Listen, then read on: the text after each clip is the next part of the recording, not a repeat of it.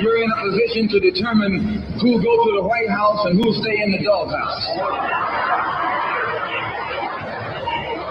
You're the one who has that power. You can keep Johnson in Washington, D.C., or you can send him back to his Texas cotton patch.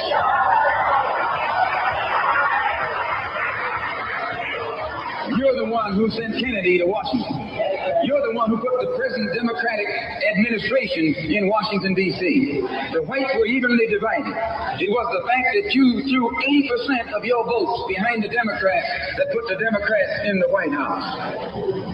When you see this, you can see that the Negro vote is the key factor. And despite the fact that you are in a position to be the determining factor, what do you get out of it? The Democrats have been in Washington, D.C. only because of the Negro vote. They've been down there 4 years. And all other legislation they wanted to bring up, they brought it up and gotten it out of the way, and now they bring up you. And now they bring up you. You put them first and they put you last. Because you're a chump.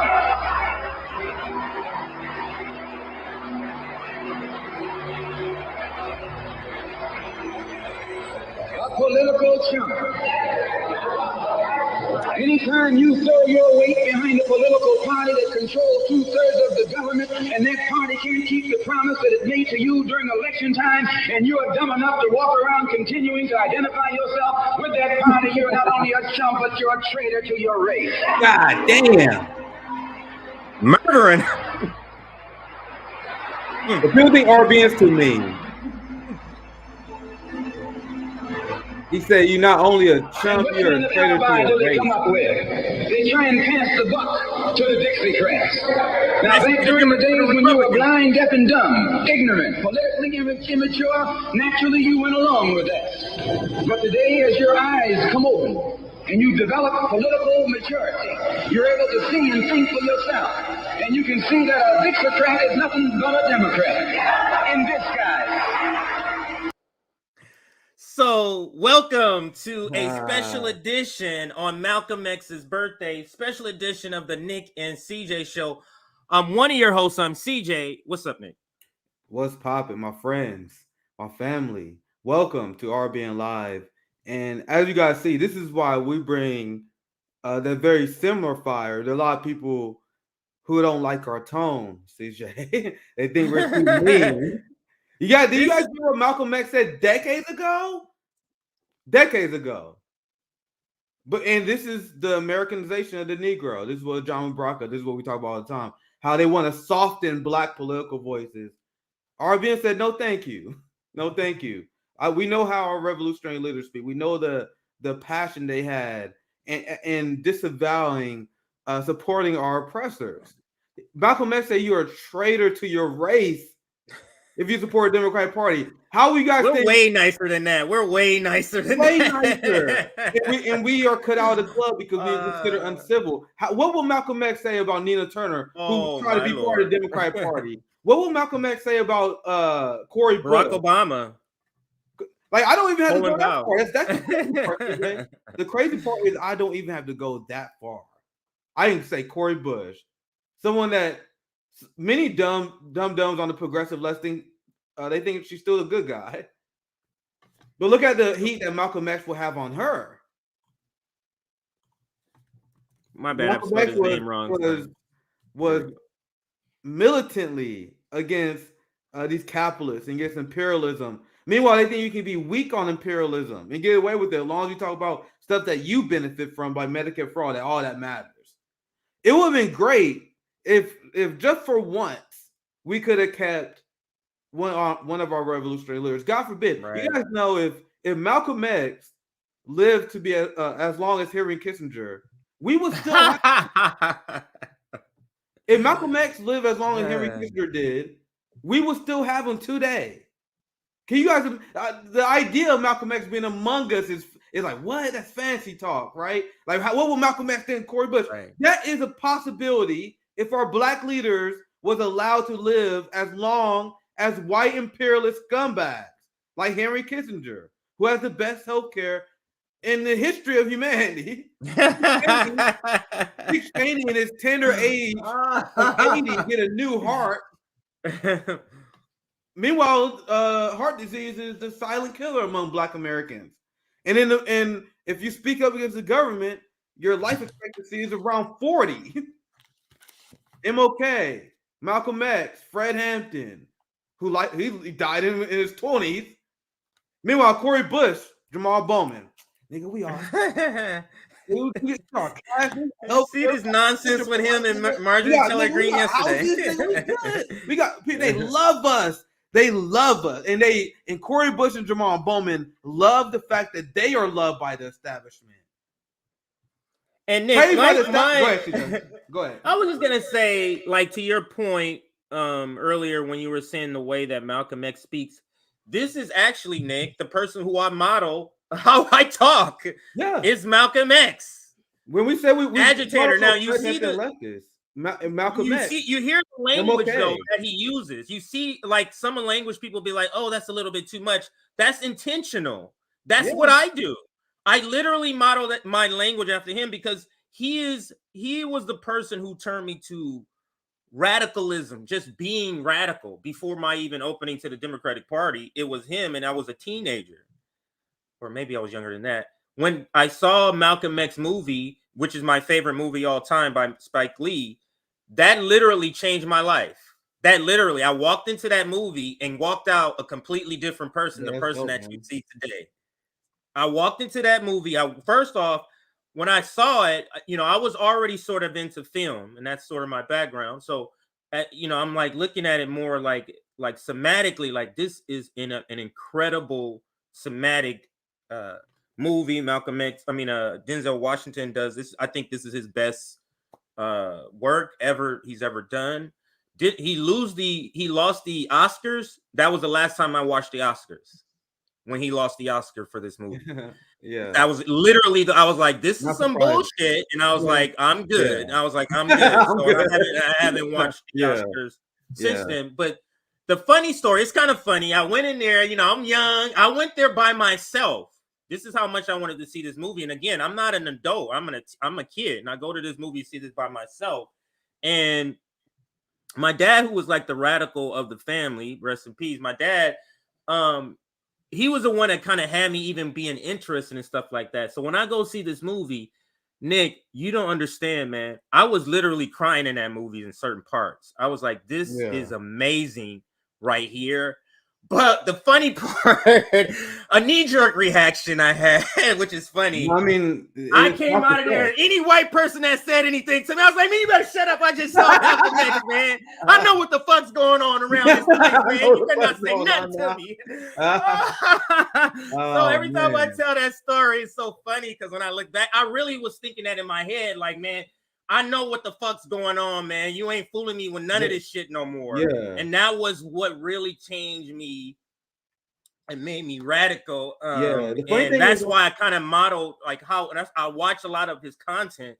So, and I think that's just how I picked up just the way that he talks, just, using the words that people don't want to use without using profanity necessarily, but you going and using those words, saying warmonger in polite company. You know what I'm saying? Yeah, it's been a shock. RBN has been a shock to the white liberals, and there are people who are among the group of white liberals Malcolm X is talking about, but they don't like to group themselves. I'm talking about the Bernie Sanders progressive left. Yeah, you're not talking about. I hear you. Biden is the enemy that we're supposed to be opposing in the first place. It's the people who pretend to be the allies, the foxes, and then they support arming Nazis in Ukraine. Then they support expanding the Capitol Police. Then they vote for increased DHS funding. Like these are the people that Malcolm X talked about. And people say, "Oh my God, why are you guys so focused? Why you guys always criticize Bernie? Why you criticize the squad? Why you criticize these progressives all the time?" I'm gonna show you guys how I learned of Malcolm X. I actually still to this day haven't seen the movie. I haven't seen. It'll be powerful for you if you see it. It'll be powerful for you if you see it. Yeah. I haven't seen the Fred Hampton movie either yet. I discovered them just by watching these clips, and then hearing people like Dr. Cornel West. I told you guys many times that I used to watch Cornel West spar with these liberals who liked Obama back in the day. So I used to hear him talk about Malcolm X and many other people outside. And I broke this down many times before. I'm a college dropout. Academia could not interest me. It did not interest me at all. I was just going through the motions. I was a B, C to B student in high school. Did not give a fuck. Did not give a fuck about school. It did not interest me, and I know exactly why now, because essentially we're propaganda bullshit. Then once I learned real history, I told you guys the story before. I had a college course, and it's a shame I don't remember this professor. It was like the first real class. I was like 20 years old. TJ, 20 years old. First real class I ever had before on any fucking thing. 20 years old. Actually taught me shit. Like, and we learned real history. And after that class, I started looking at the shit. I was like, all right, they lied to me about a lot of shit. They lied to me about a lot of shit. So I started looking into more people. I explained to you guys before. The people that think we have critical race theory in school are the dumbest people in politics. Because when I grew up, they taught us that MLK was this moderate, liberal-friendly guy. And then Malcolm X, he was the bad one. Malcolm X was the bad one. His ideas was bad. Don't follow his direction. MLK was the good guy. Malcolm X was the bad guy. And that showed because MLK tactics works. Malcolm X tactics do not work. This is what we were drilled into my head. And many black people or anyone around my age that went through the same education process will tell you the same thing. MLK good. He was a nice little liberal. Malcolm X bad. He was too radical. For one, in order to pull this off, they had to whitewash the shit out of MLK. Right. Whitewash the shit out of MLK. MLK and Malcolm X had public disagreements and disputes.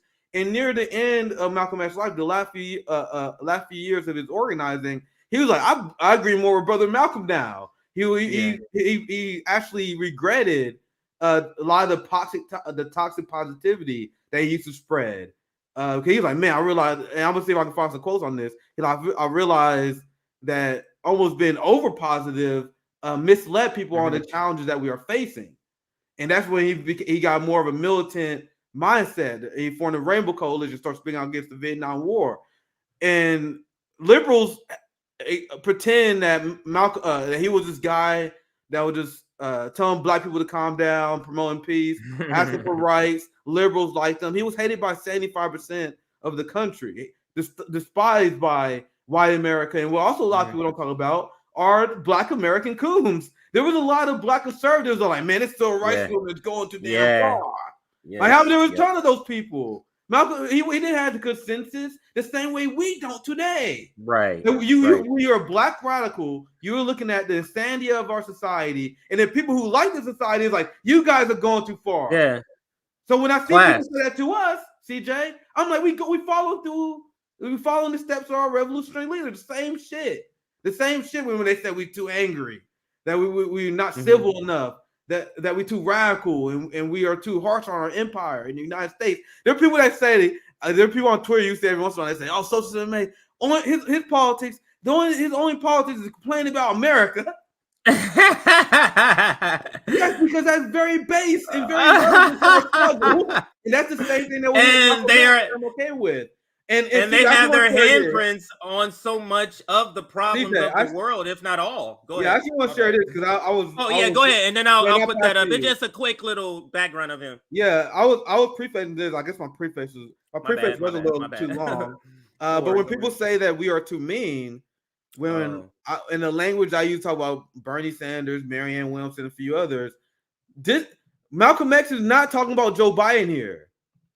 There are many whites who are trying to solve the problem, but you never see them going under the label of liberals. That white person that you see calling himself a liberal is the most dangerous thing in the entire Western Hemisphere. He's the most deceitful. He's like a fox, and a fox is always more dangerous in the forest than the wolf. You can see the wolf coming. You know what he's up to, but the fox will fool you. He comes at you with his mouth shaped in such a way that even though you see his teeth, you think he's smiling. And That described literally what's going on today. Right.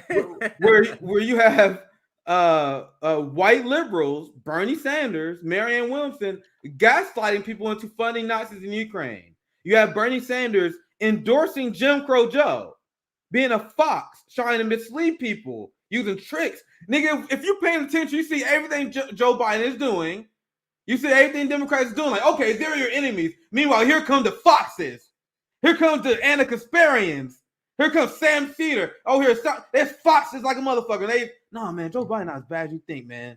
Oh, no, those people that tell you that Jim Crow Joe is bad, They're right wingers. They're grifters. Don't listen to them. Don't believe your eyes. Don't believe your ears. You're not seeing the policy decisions Democrats are making. That's what the Foxes do. And that's why we have our anger towards these people and our criticisms of these people that will not be silenced and will not be muted. But CJ, I passed you. There are a lot Malcolm X to cover. That's one. That's one that all the white social democrats need to watch. Brush up on. Exactly. Yeah. That's all. That is absolutely true. This video is just a short little 1-minute video. Kind of got some baby pictures of him here and birth and all that stuff. It just kind of talks about him just as a tribute. Malcolm X, born as Malcolm Little on this day, May the 19th, back in 1925.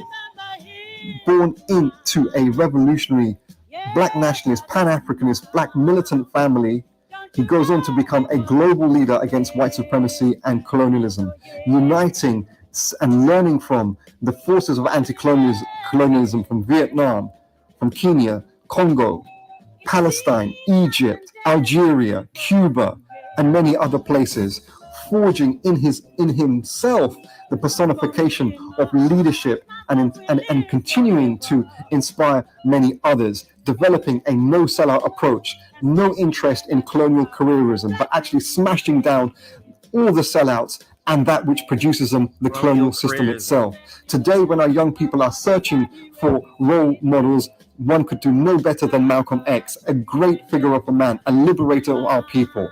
Please engage with this wonderful human being. What I heard there, Nick, colonial careerism, that stuck out to me because that feels like what's happening now. And I do want to give us an honorary shout out to Marcus Garvey, because you think Malcolm X is radical, get to Marcus Garvey with some of his speeches. But go ahead if you're gonna chime in on that last video about the colonial careerism. Isn't that what progressives are kind of doing? Because this is a colonial power and they're about being careerism in that government of a colonial power. Yeah, that's what relatable, not exactly. Yeah, that what the progressives are doing. That what black mayors are doing when they sell our community out to the police state and real estate development companies. Cori Bush sold people out to weapon manufacturers with her support of the Ukraine war. Ilhan Omar is hated by her community now. She's loved by the Nancy Pelosi class, but she hated among the Somalis that she used to organize with, that she came and grew up in community with, because she sold out the Somali people to United States imperialism. It's a long-standing tradition of these sock dems and people who want to integrate in the establishment. It's almost like their biggest criticism is that they're not running the asylum. They're not running the prisons. They're not running the military themselves. Instead of the principles and the crimes and being connected with the people who are actually in charge with mass casualties, deaths, and destructions. I read a poll that shows 75% of both Black and Latinos feel their water is poisoned. They don't have any confidence in their drinking water. That large part of our military that was dumping toxic waste in Black communities, Latino communities. There was a big Navy spill near indigenous Hawaii land as well, in that poisoned a ton of water over there. It's a long-standing tradition of them destroying our environment, destroying our communities. But people like Cori Bush, Ilhan Omar, Eric Adams, Hakeem Jeffries, the list goes on and on. People, they lock arms with these people. And Malcolm X made sure he spent a lot of time calling that out. But I'll pass it back to you, CJ. Yeah, I just want to read this because Malcolm X is what he's popularly known as, but his actual name is Malik El Shabazz. El Hajj is more like of a title. So El Hajj Malik El Shabazz is better known to the world as Malcolm X. In honor of Malcolm X Day, take a moment to reflect on his life and legacy. Take a moment to read and share a piece I pinned titled Malcolm X, the Black Messiah. And the link here, I'll put this link in our description box for those that want to go and then read some of this reference just to brush up on Malcolm X. Like I said, he's one of my favorites. I'll play this last little clip, and then we can close out this Malcolm X birthday segment and get to the rest of our segments here. But this is a good clip to kind of close, talking about a couple of different things here. We don't want to be equal with the white man. He's not the criteria or yardstick by which equality is measured. He's not in a position to tell us we are equal. It's not his right. It's not his to do. We had equality before the white man was created. We had equality before the white man came into existence. And we want equality whether the white man is on this earth or not. Equality means the opportunity to develop all of our dormant potential, all of our dormant capability.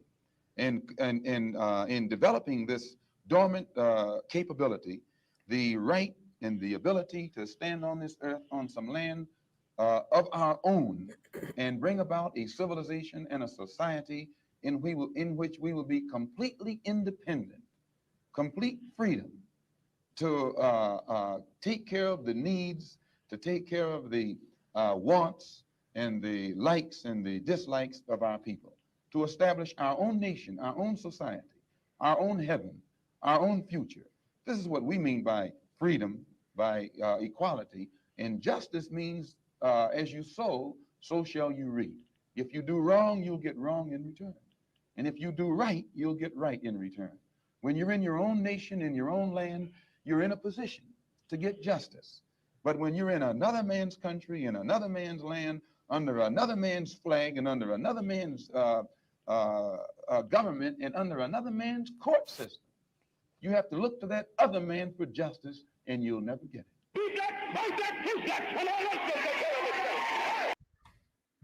So I know you had some more clips. I shouldn't have said that to close it out. I know you might have some more receipts. Go ahead, Nick. That was my last. Last thing I want to say, because I can play clips on Malcolm X all day. I was arguing and always have loud disagreements because I will never run. I actually enjoy political sparring because I believe I'm right. Because especially you get these black liberals, black capitalists. They would never call themselves that, but that's what they are. The black people that complain about immigrants that we were talking about, for example. How many clips have you guys seen of Malcolm X complaining about immigrants? Don't worry, I'll wait. How many have you seen? Have you seen any clips of that? But somehow there's this wave of foundational black Americans, of people who forgot what black nationalism actually is, and they allow that to be co-opted by right-wing ideology. And now they start hating immigrants because they actually want to be oppressor themselves.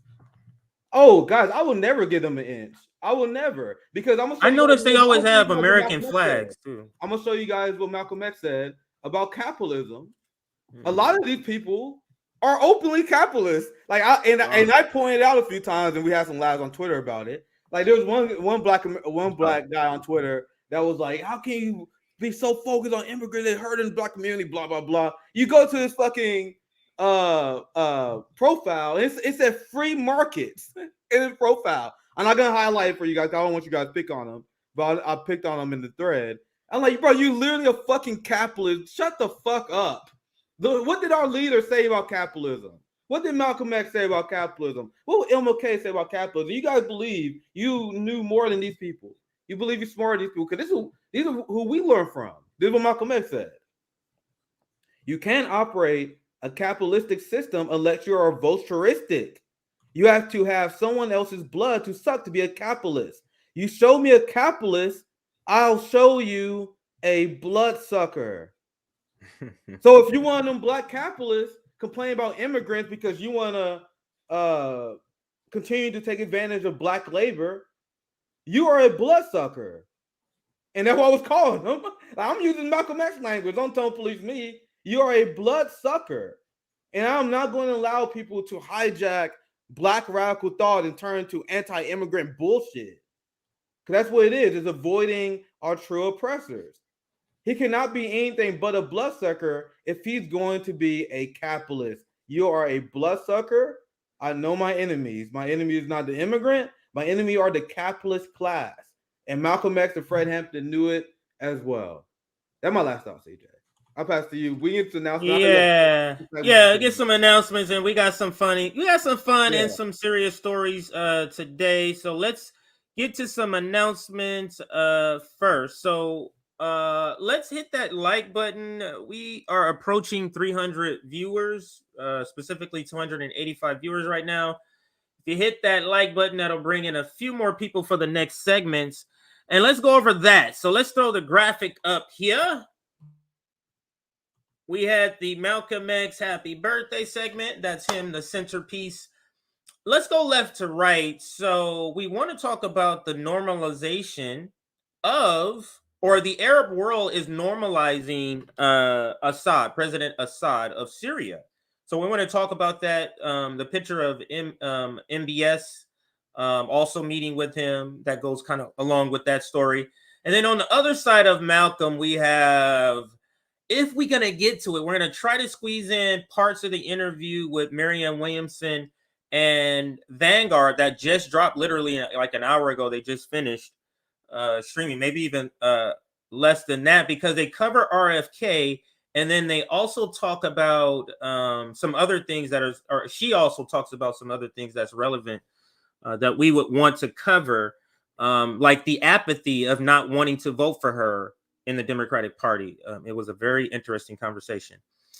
And then further right, you see Bernie Sanders and Pramila Jayapal, and they're on there because them, along with some others, they're co-sponsoring another Medicare for All bill. So the grift of Medicare for All, now that they don't have the majority, of course, they're going to pretend like they're going real hard. So hit that like button. Make sure you're on our Substack. And now we're going to get to this first story, Nick. And I think you want to start out light. I was going to start out with the Bernie Sanders, unless you wanted to start. I have a quick story. And let's do that first, then. Yeah, we have a quick story that's on that can serve as a warm up. This shouldn't take too long. Maybe we might get animated. We see, but I'm gonna show you guys another reason why Jim Crow Joe actually puts Donald Trump to shame in terms of being an advocate, a promoter of the establishment, a promoter of capitalism, and a promoter of right-wing politics. That's why MAGA politics is hilarious to me, because they're saying Joe Biden is under the influence of Democratic socialists in their party. He's secretly Antifa. He's dragging the country too far to the left. And you have giant dum-dums, like the dumbest people in politics. I'll give you guys a very specific example. Elon Musk, one of the dumbest people in politics. I barely know much about Elon. I've seen engineers that say he's very overrated. He's very dumb at that. He's just a capitalist and usually capitalists get ahead by being ruthless and more aggressive and having more resources than other capitalists. Capitalists don't get ahead because they're more brilliant. They usually do it because they're more vicious. They're more malicious.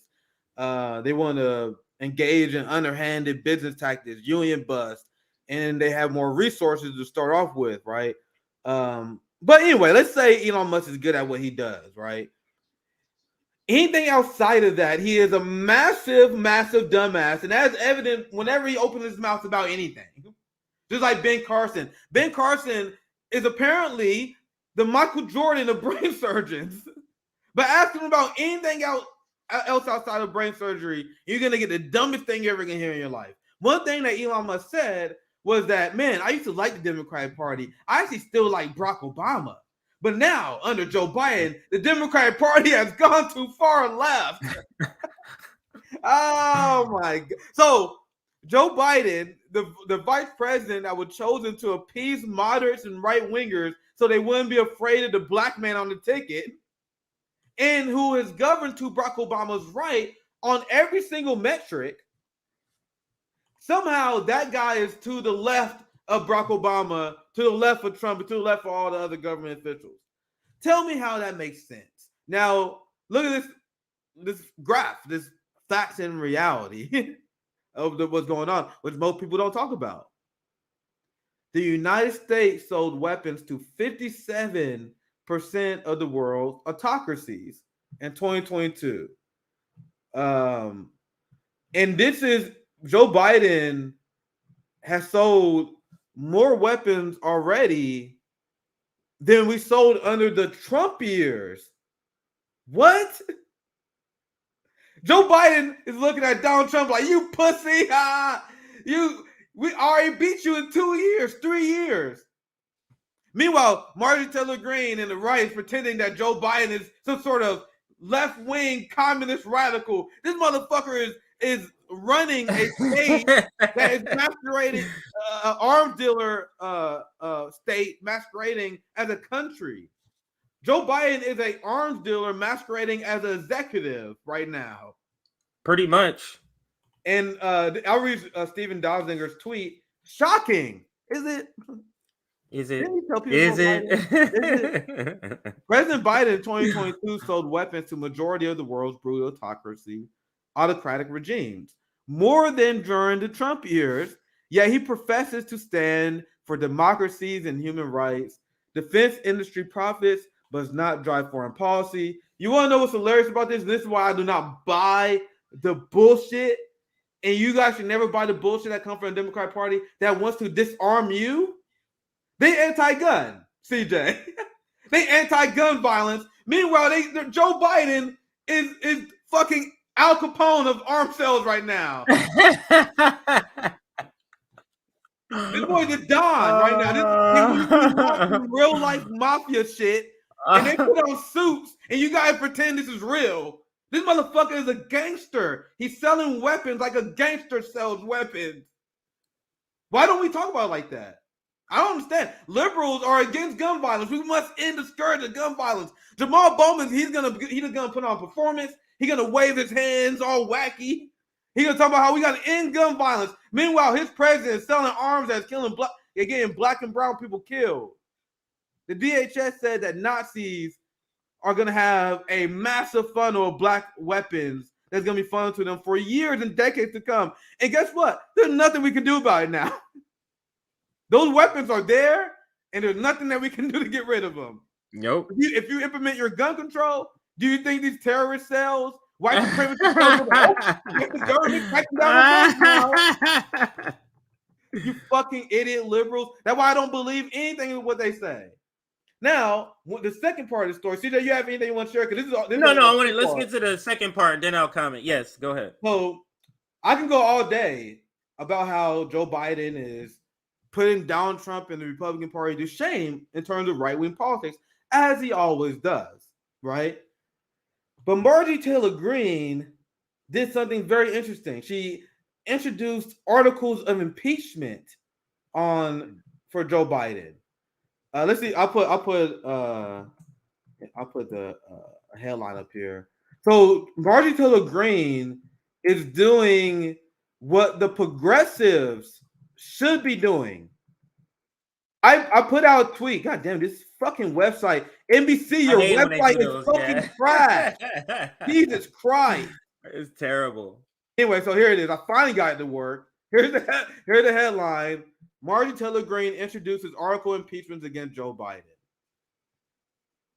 Now, I'm going to go through this, and I'm going to show you why this article's impeachment is deeply unserious, which is extremely unfortunate, because you can impeach Joe Biden over any fucking thing he's doing right now, but Marjorie Taylor Greene, being the op that she is here to obfuscate and pretend that Joe Biden doing crazy left-wing shit, that's why he need to be impeached. We're going to get to that here very soon. But I had a tweet I sent around 2020 where I said, man, the squad and Bernie, I'm pretty much done with them. But I would forgive them if they go hard in the paint against Joe Biden after endorsing him. Guess what? They did not do that. I even said that I want Bernie Sanders to be the one who introduced articles of impeachments against Joe Biden when he commits a war crime that we know he will do. Him funding genocide that we know he would do. So it should be right. Bernie Sanders introducing articles of impeachment against Biden, but he won't because he's a complicit coward. There should be articles of impeachment against Joe Biden for funding Nazis in Ukraine, for bombing the Nord Stream pipeline. But guess what? That's what not Marjorie Taylor Greene doesn't care about that either. All all that hoopla from Marty Taylor Greene criticizing Biden on Ukraine. You want to know what this is about? He put in some bullshit articles impeachment over the border crisis. What? Look at this. Unserious. Unserious. Out of everything you could get on Biden, Nord Stream pipeline bombing, arming Nazis in Ukraine, arming Taiwan, violating the one China policy that's been on the books for decades. Look at this. They introduced articles of impeachment against Biden over his handling of the migrant crossings along the U.S.-Mexico border. You mean the same way Trump handled it? He's been implementing Title 42. You guys are freaking out because Title 42 is about to come to an end. Marjorie Taylor Greene, how long has Biden been president? This motherfucker has Title 42 on for years. He deported more Haitians in 1 year than Donald Trump did in his entire term. He spent more on ICE and border security than any president ever. More than Trump. He's spending $6 billion more than Trump. What you guys do not want to admit is that your guys' strategy of handling migration does not work. Don't matter how much money you pour, how much weapons you do, no matter how much humanitarian crises you guys create, how much human rights violations you guys commit, you guys will not solve the problem until you guys end imperialism, until you end sanctions, which is the root cause of this. But Marjorie Taylor Greene is so unserious, she's not introducing articles of impeachment because of Biden trying to overthrow Venezuela for his sanction war. She's doing it over the migrant crisis when Biden's policy has been exactly very similar to Donald Trump. Unserious, and this is why people like Marjorie Taylor Greene are ops. They're here to obfuscate, to mislead people what real criticism of the ruling class is. CJ, you have anything else you want to add? Because I got one more part to this. You anything else you want to add real quick? No, but I mean, yeah, I do kind of, but because it speaks to the part about Marjorie Taylor Greene, because it's so reminiscent, Nick, of the impeachment trial of Trump. They had so many things to impeach him on, and then they went for these very low-hanging, garbage sort of articles. Because this is the reason they do that, is because they're really unserious about the critiques and the impeachment and what Marjorie Taylor Greene is doing. She really is unserious because she's not really trying to really go against the establishment, really go against the powers that be, the ruling class, the donors. She's not really trying to do that. Remember, she's one of the top donors, or she used to be at least. Yeah. So when you guys want to hear the right-wing argument against Biden, so how are the right wingers coping with the fact that Joe Biden puts Donald Trump to shame in terms of upholding right wing ideology and ideals? Joe Biden is legislating to cross an ideology. He's spending $6 billion more on border funding than Donald Trump. Facts over your feelings, conservatives. Repeat after me. Joe Biden is spending $6 billion on border more than Trump. This issue cannot be solved with authoritarian capitalist ideology. It doesn't matter if you spend 26 billion, 30 billion, 50 billion. The only difference is you're going to create more humanitarian crisis as the border crisis escalate, because this is a crisis of U.S. imperialism, you deeply unserious clowns. Are we clear? So let's hear the right-wing argument now that I made that clear. Let's hear what she's had to say. Now think about this. Democrats impeached Trump over a phone call with Zelensky.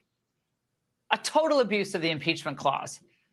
But if what Biden has created purposefully tonight in El Paso and Del Rio and Brownsville, if that's not considered impeachable for what it's done to the sovereignty of the United States, I don't know what is. She's talking about the border, guys. Now think about She's pretending that he has an open border. This is what they keep doing.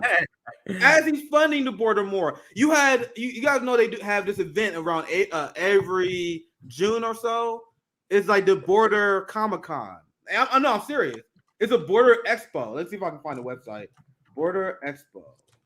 Nick, this is a propaganda. This is a ruling. This is how you know the Republicans, both sides, are doing a dance, because they know clearly he is not at all open borders. They know clearly that they can read They can read, Nick, but this is the dance. This is how Democrats are able to slip shit by. Yep. Because if Democrats are doing real terrible shit, but the opponents are saying that's milquetoast, you see the dynamic that they're playing? It's to sell terrible shit as milquetoast. 1994 crime bill.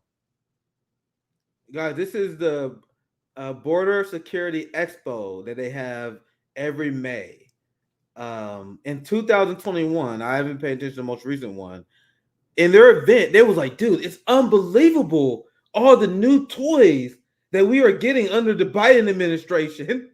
These are like direct quotes from people who are border security nerds. These people are extremely passionate about fascistic behavior to the point where they attend a border expo the same way I would attend a Comic-Con event.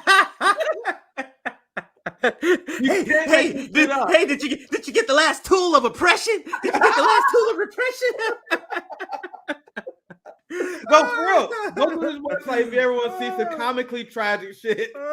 They look at all these. I saw the 2021 site. They made a lot of changes. They was bragging about their robot dogs that they was working on. Oh my god! And they was like, "Oh my god, robot dogs are so excited! I can't wait to stick that on a human." Oh Jesus Christ! Man. This is the people during the Biden administration. They're talking about how they're thriving. But people think this is an open border. The dumbest people in politics, man. That's why I hate liberals so much, because I want them out of the way. You know how easy it will be for us to slay the idiotic right-wingers? Yeah. But liberal ideology can't, because they agree with them on so many things. So when I remember I was working on the brain campaign, I'm like, man, if only we beat this motherfucker, I can't wait to get the truck so I can expose this motherfucker. But we never got that battle. We will never get that battle because liberals get in our fucking way. Liberals are here to defeat the left so they can lose to the idiots on the right. Liberals go along with this bullshit, guys. If you listen to CNN, so MSNBC, they're like, yeah, Biden, he need to address the right-wing criticism about open borders. They go along with it. Yeah. But you see, to us, it's laughable because all you gotta do is read a goddamn book, read an article, read anything, really. Anyway, read a TV guide and do something. Anything. Have your analysis grounded in some sort of reality. Like if you look at Ben Shapiro, Tim Pool's Twitter page, their Twitter page is a reality where Biden is not doing these things, and it's not like they have their analysis and they also bring this up. You know they're being dishonest because they will never bring up the border expo shit. Right. They will never talk about the numbers. They will just say, "Oh, Biden has an open border." What does that mean? What does that mean? And by the way, do you guys know that ICE was created under George W. Bush Jr.? ICE is younger than you are. ICE is most likely younger than you are. So every president, according to you guys, before George W. Bush had open borders. You guys understand? The Roman Empire, they did not have tight border enforcement. I am begging you guys to read a book. Modern borders, as we know it, is a new construct that was really fortified during the Industrial Revolution to benefit capital, to control the flow of workers. This border shit is new. That's why it don't make sense to me when people say supporting closed borders is a socialist ideal, when Marx is based his analysis based on how indigenous people lived when indigenous people didn't have tight closed borders. Right. I am begging people to read a fucking book. If you're a Marxist and socialist and you advocate for closed borders, you don't know what the fuck you are talking about. That is not how Marxist societies that Marx praised lived. That is based on European Industrial Revolution programming. And they also carved up Africa. The borders on Africa led to intense strife because European colonized the continent, drew up borders that didn't exist, separated tribes, put tribes with enemies next to each other. They destroyed Africa with this nonsense of borders. But people who consider themselves anti-imperialist worship borders? Could someone explain this to me? Because I actually give thoughts to stuff. I don't allow the mainstream conventional thought. hegemon Overton window influenced my thought. People say, "Oh, open border is toxic. It's scary. I don't want to think about it." No, I will think about this, and you gotta prove me wrong. And I haven't met anyone. I don't understand it. I like just from an innate, like I don't get not having a border stopping people from crossing into this particular part of ground. What does that do to me? What does that do to me? One last thing, because like white people will openly say this shit. I am not straw manning. They will openly say this shit. They want closed border because they are afraid of demographic change. They call it the white replacement theory. Why should we be worried about the fucking white displacement theory? Yeah. How does that serve us? What the fuck is wrong with you guys? And I'm asking you this question: how does it serve us to limit our movement? I'm an advocate of open borders, a lot of it because I'm selfish, because I want to get the fuck out of here. I think if you don't mesh with the culture, if you don't want to live under your oppression, you should have the freedom to move. Why would anyone be opposed to that? White America is opposed to that because they're afraid of white people being replaced as the majority. I am not straw manning. They literally say this all the time on Fox News. I am not straw manning. Yeah, in different ways. They dress it up into something else. No, CJ, they don't even do that no more. They just straight up say that Democrats want to replace demographics, and we gotta resist that. We can't have demographic change in America. That's what they say. I'm not straw manning. That's literally what they say now. They don't even like hide it anymore. That's what Tucker get criticized for.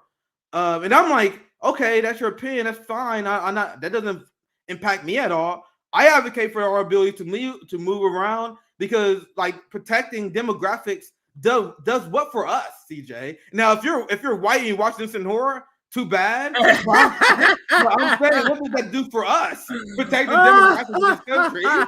So it does. It's not in my interest. In horror. That word is just so funny. This kind of stuff goes on channel 2. Like, we heard about the algorithm, but I also need to shut my mouth on some issues. On some issues, I need to shut my mouth. Anyway, CJ, go ahead. Yeah, brand new member. What in horror? Just a funny word. Brand new member is that says all one same. All, I think that's one word. But thank you, brand new member. Welcome to the family. And I'll also read the super chat since we're here. Yep. Just showing some support. Thanks for all you guys do. I believe is what it's saying. Loving the auto save on that. Go ahead. You mind? I actually want to make sure I shout this out. I don't want to forget. Yeah, make sure you guys keep JB in your thoughts. You guys know that he's currently mourning the death of his grandmother right now. So yes, if you guys can support his GoFundMe, if you guys want to toss a few dollars his way, any support, any show of solidarity toward JB would be greatly appreciated. And I also want to give shout out to Rome. I made this short little segment about our brothers. JB, keep him in your thoughts. He's been absent for a while just because going through a lot of personal stuff. Also, a big shout out to our brother Rome, who we are extremely proud of. Launching Tour for the Poor again. We gave thousands of diapers away in Kansas City last year. Now Rome is about to start up again. They plan on giving away another 10,000 diapers, barbecue, children clothing. They're gonna be in Jacksonville, Florida this time. Mm-hmm. And we're gonna have meetings in the summer and with the Kansas City RBN group. We're gonna try and match this summer. But we're gonna plan that. We're gonna try and match this with our organization here. But if you can, we need to get the fundraising started to like this is the serious stuff, guys. Like, we have a lot of fun, but this is what this shit is really about. Because we're gonna be launching very similar programs here in Kansas City, and we're gonna need the support of community. Like, we gotta know what you can do. If you working 9 to 5, you listen to this at your job. If you got family, you're too busy, but you have a little extra income. This is what we ask you to help. Mutual aid organizations, like what Rome is doing, what we trying to build. I can't. I want to build a mutual aid organization, but I'm stressing over funds. CJ, like, it's like, how do we get there? Like, how do we get to where we want to get to? So this is my plug. This is what I'm asking you guys. This is what I'm gonna ask. This Tour for the Poor Rome. Make sure you guys. Damn, where's the link at? Come on, Rome, post your link. Oh, here it is. All right, Rome, post your link. So I retweeted it. You can find it on my page. I'm gonna post the link, and I'll put it in the description as well. Make sure you guys help Rome out and Talk for the Poor. Also, toss some dollars to JB if you can. That's all I have to do. I want to make sure I get those plugs. Yeah, and then since on the same wavelength, I might as well go ahead and announce in Long Beach, this will be our first event for the Long Beach chapter. It's going to be Saturday, June 17th. Oh shit, nice. Yeah, so RBN Long Beach chapter, Skid Row outreach, food and clothing, giveaway. I'm gonna make it out there one of these days, man. On one of those, yeah, one of your actions, I'm gonna make it out there. I don't know if I can do June, but maybe the next one. I'll definitely. I can. Yeah, we try to. Once we get going, we do want to probably do some sort of like homeless, unhoused Skid Row outreach, like once a month, where we just go and take some food. That's real simple. Like it's literally like 2 hours. It doesn't take a lot of time at all. You just gather up the food and you show up. People, it's literally all right there. That's just us. That's putting your shift in, guys. Like if you do stuff and it doesn't seem like that much. Like imagine that everyone just put a shift in. The thing about like that. Put a shift in for the movement, and that's how I'm trying to think of it. Like I have all these goals I talk about all the time, and there are times where it feels daunting. But I'm like, if I just put a shift in, whenever I can, I will get closer to those goals. I want you guys to think about it like that too. So, go ahead, CJ. No, and then I'll also shout out the actual if you can't see it, it says contact us. Like if you want to help, if you're in Long Beach or Los Angeles, or you can be in Los Angeles too, I guess anywhere. We're based in Long Beach, but this event, of course, Skid Row is in Los Angeles. So this event will be in Los Angeles. So if you're out there and you got an extra hand, if you got some tables, if you got, a way to play some nice little music, because, you get some music going down there at our little booth that we're going to have.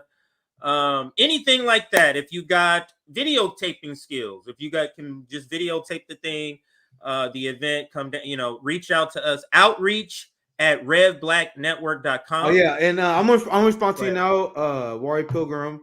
CJ, I don't know if you see it, but he said some people reached out by email, they haven't heard back yet.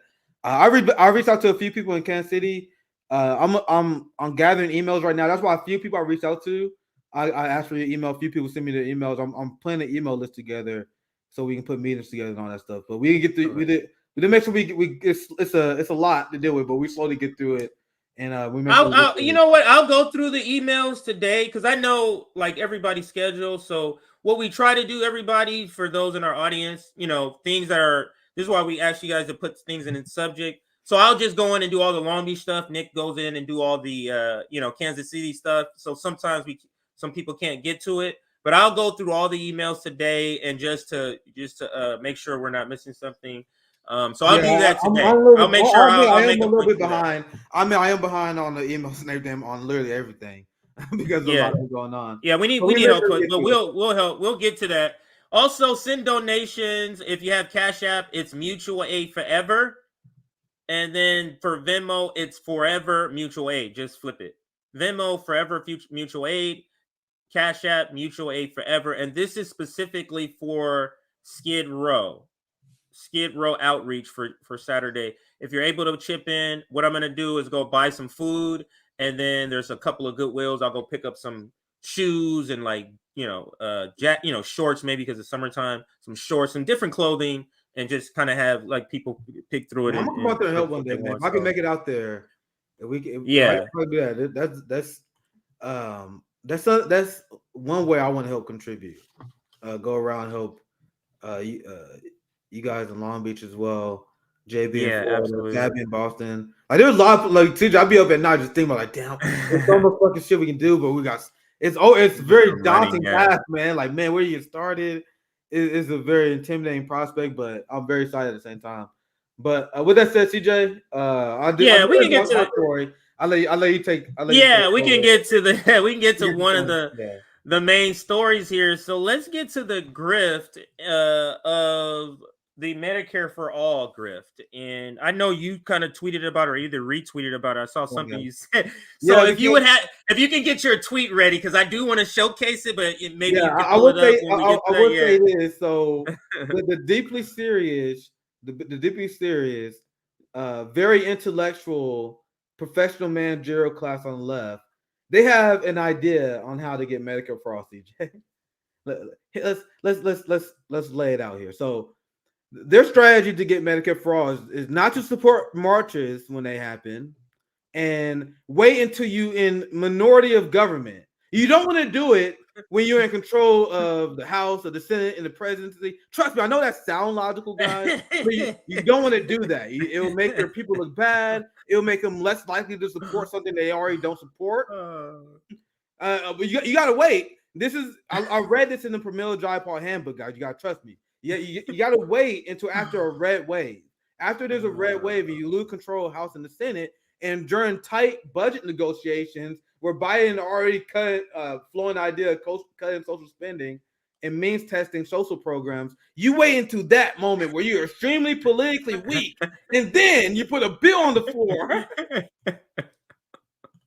That's how you use political capital, you fucking morons, you peasants. You guys think you know strategy? Forcing the vote. Who forces the vote? Who does that? Okay. Other than now, when we don't have power. But you guys actually want us to force a vote when we have leverage?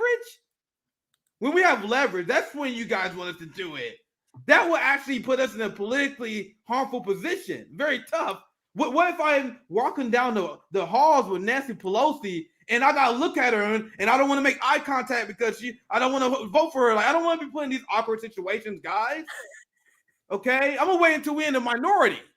So there's no onus on Nancy Pelosi, no onus on Hakeem Jeffries. I'm gonna wait till there's no pressure on Joe Biden at all, and then we're gonna introduce Medicare for all. That's how it's done, you morons. Anyway, sorry guys. But that is a great preface to the segment, and actually this first part. Let me get to it here. Yeah, to this first part. So Bernie Sanders reintroduces. Okay, now I got to it. I didn't want to put it up there before I got to it. So Bernie Sanders reintroduces Medicare for all.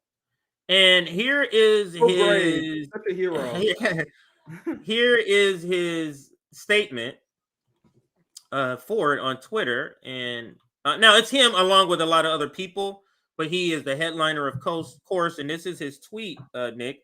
I am proud to reintroduce Medicare for all. I'm not going to do his voice with my colleagues in the House and Senate to announce and for all guarantee health care as a human right. Now, to your point, Nick.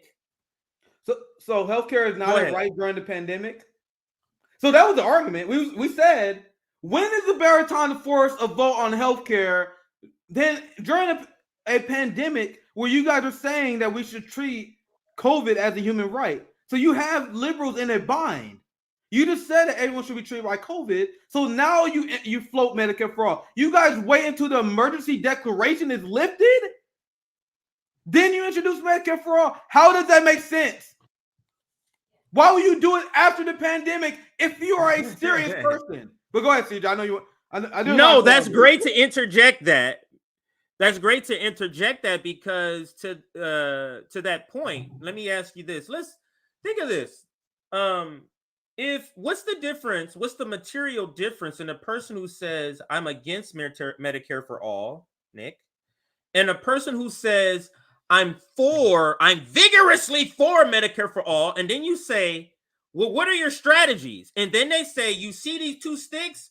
I'm gonna go like this and rub them together. What's the material difference in that person and the person who says, not at all, no, I'm against Medicare for all? There's no material difference if your strategy is a strategy you know is not going to get you Medicare for all, which is introducing bills when you're not in a majority, so you don't get the backlash of the people who you know you're not going to get this Medicare for all. You see what I'm saying? And the thing is, and they wait after the midterms. And AOC tipped that off because she said, oh, I love when we're in the minority because that's when we can really introduce our ideas. She did say that. She said that out loud. She just says Go ahead, Nick. And notice they also wait till after the midterms because they don't want to put pressure on Democrat donors. They don't want Democrat donors like Big Pharma and Moderna to get cold feet because they got Democrats proposing Medicare for all during the middle of the midterms. So they wait till after the midterms to do it. Go ahead, CJ. That's terrible. So let's get to just a couple of more. But actually, let me read the release. I think this is a release. I think that's what you call this. U.S. Senate Committee on Health, Education, Labor, and Pension Chairman Bernie Sanders. News: Sanders, Jayapal, and Dingell, more than 120 colleagues in House and Senate, reintroduced Medicare for all. And then they kind of go into sort of like their breakdown. To me is really no need, but they list these people. Now let's talk about some of the people here. You see Elizabeth Warren. I thought Elizabeth Warren wasn't for Medicare for all. I thought I could have swore. You see Cory Booker on here. You see Richard Blumenthal on here. You see Ben Ray Lujan. I don't really even know. And this is another disgusting strategy they do, CJ. Yes, you see where I'm going. Go ahead. Sorry. I didn't mean. No. You go ahead. Because they allow these neoliberal scumbags to be able to put the name on this legislation when they know it's in the minority and not going to pass. Like when you sign up on this bill, this is why forced to vote was so important, because they had the majority. Nancy Pelosi is on the line. We vote for Medicare for all when you had to put Biden you put Biden in pressure, we had to veto it. Senate in pressure, where they had to strike it down. Will you do that? They would not. So they will sign up for Medicare for all when they know it's not going to pass. That's why Pramila Jayapal is a traitor and actually an inside agent for the establishment. Because you want to know who else used to brag about that they had their name on Medicare for all? Kamala Harris. Remember when Bernie Sanders first introduced the bill and Kamala Harris signed up with it? And then she said she used to brag about supporting Medicare for all before she made her Hillary Clinton pivot. So I believe that Pramila Jayapal and Bernie Sanders know exactly what they're doing.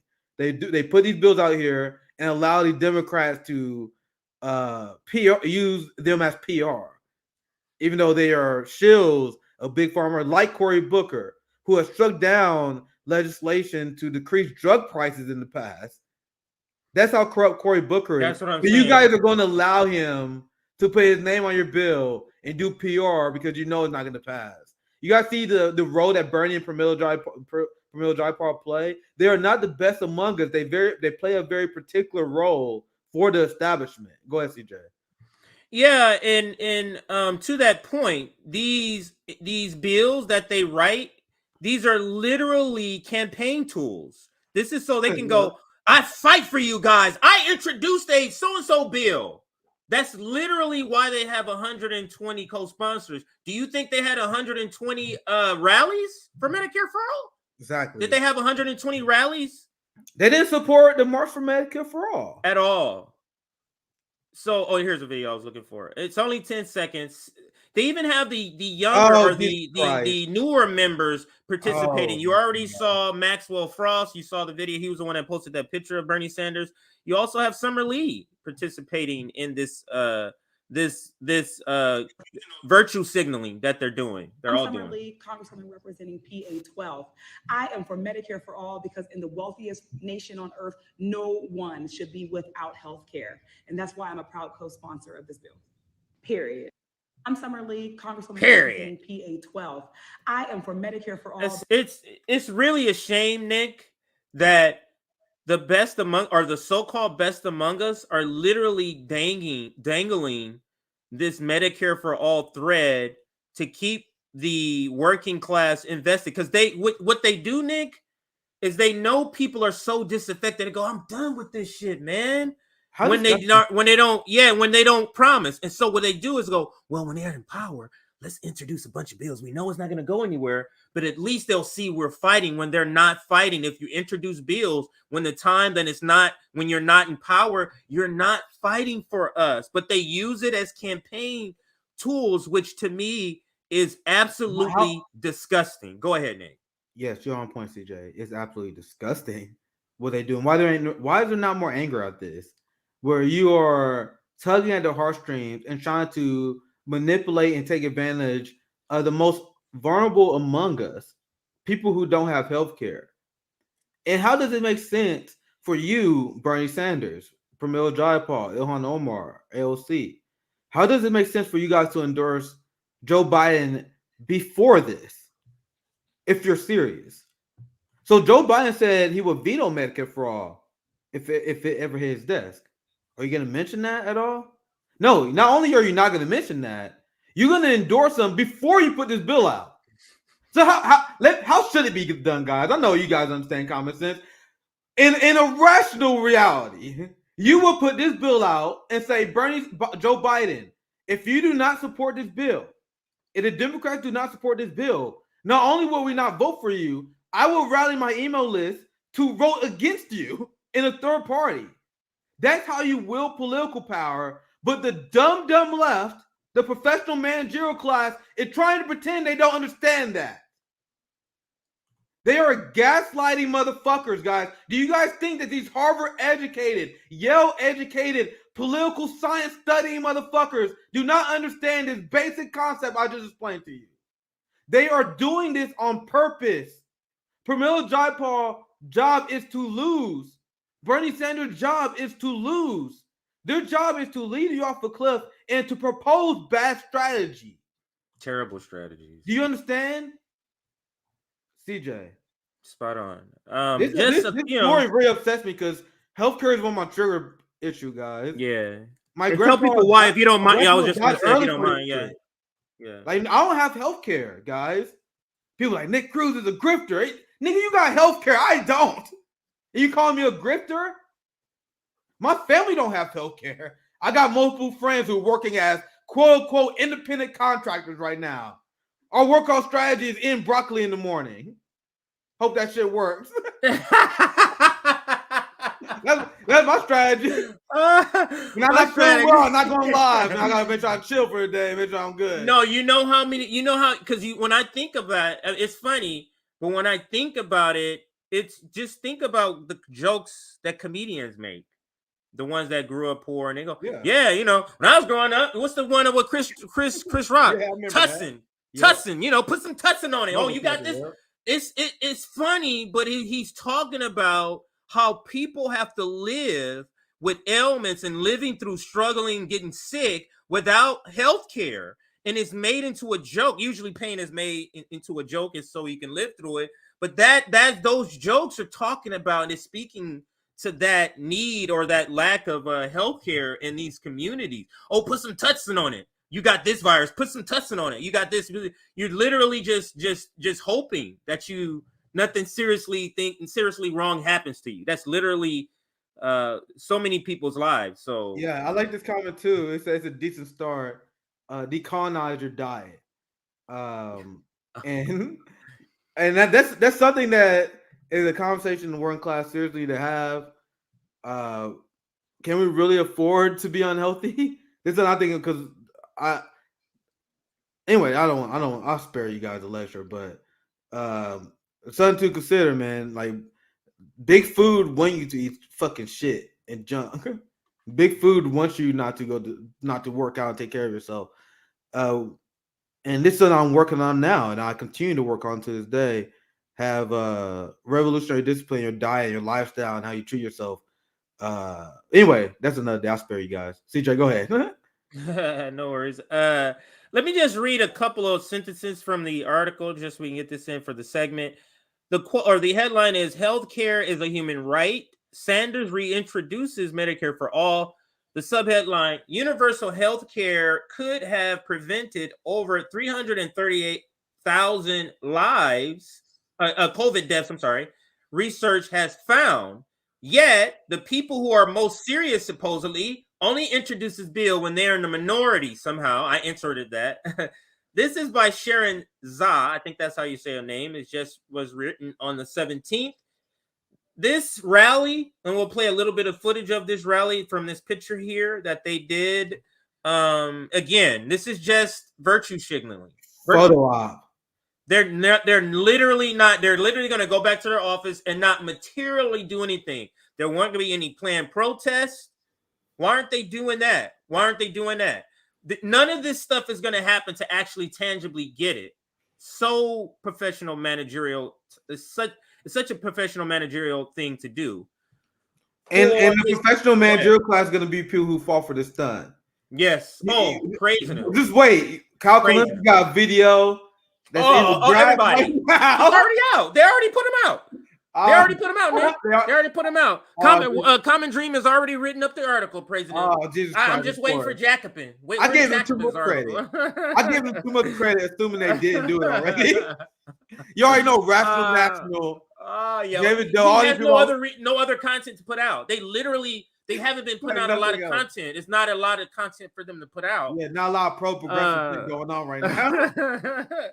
Let's read. So for his first time as chair of the Senate Health, Education, Labor, and Pension Committee, Bernie Sanders has reintroduced legislation to establish universal health care across the U.S., the only wealthy country that doesn't guarantee health care coverage to all citizens. The Medicare for All Act would provide health care for all, including visits to providers of primary vision, dental, reproductive care, and more, without out-of-pocket expenses and insurance premiums.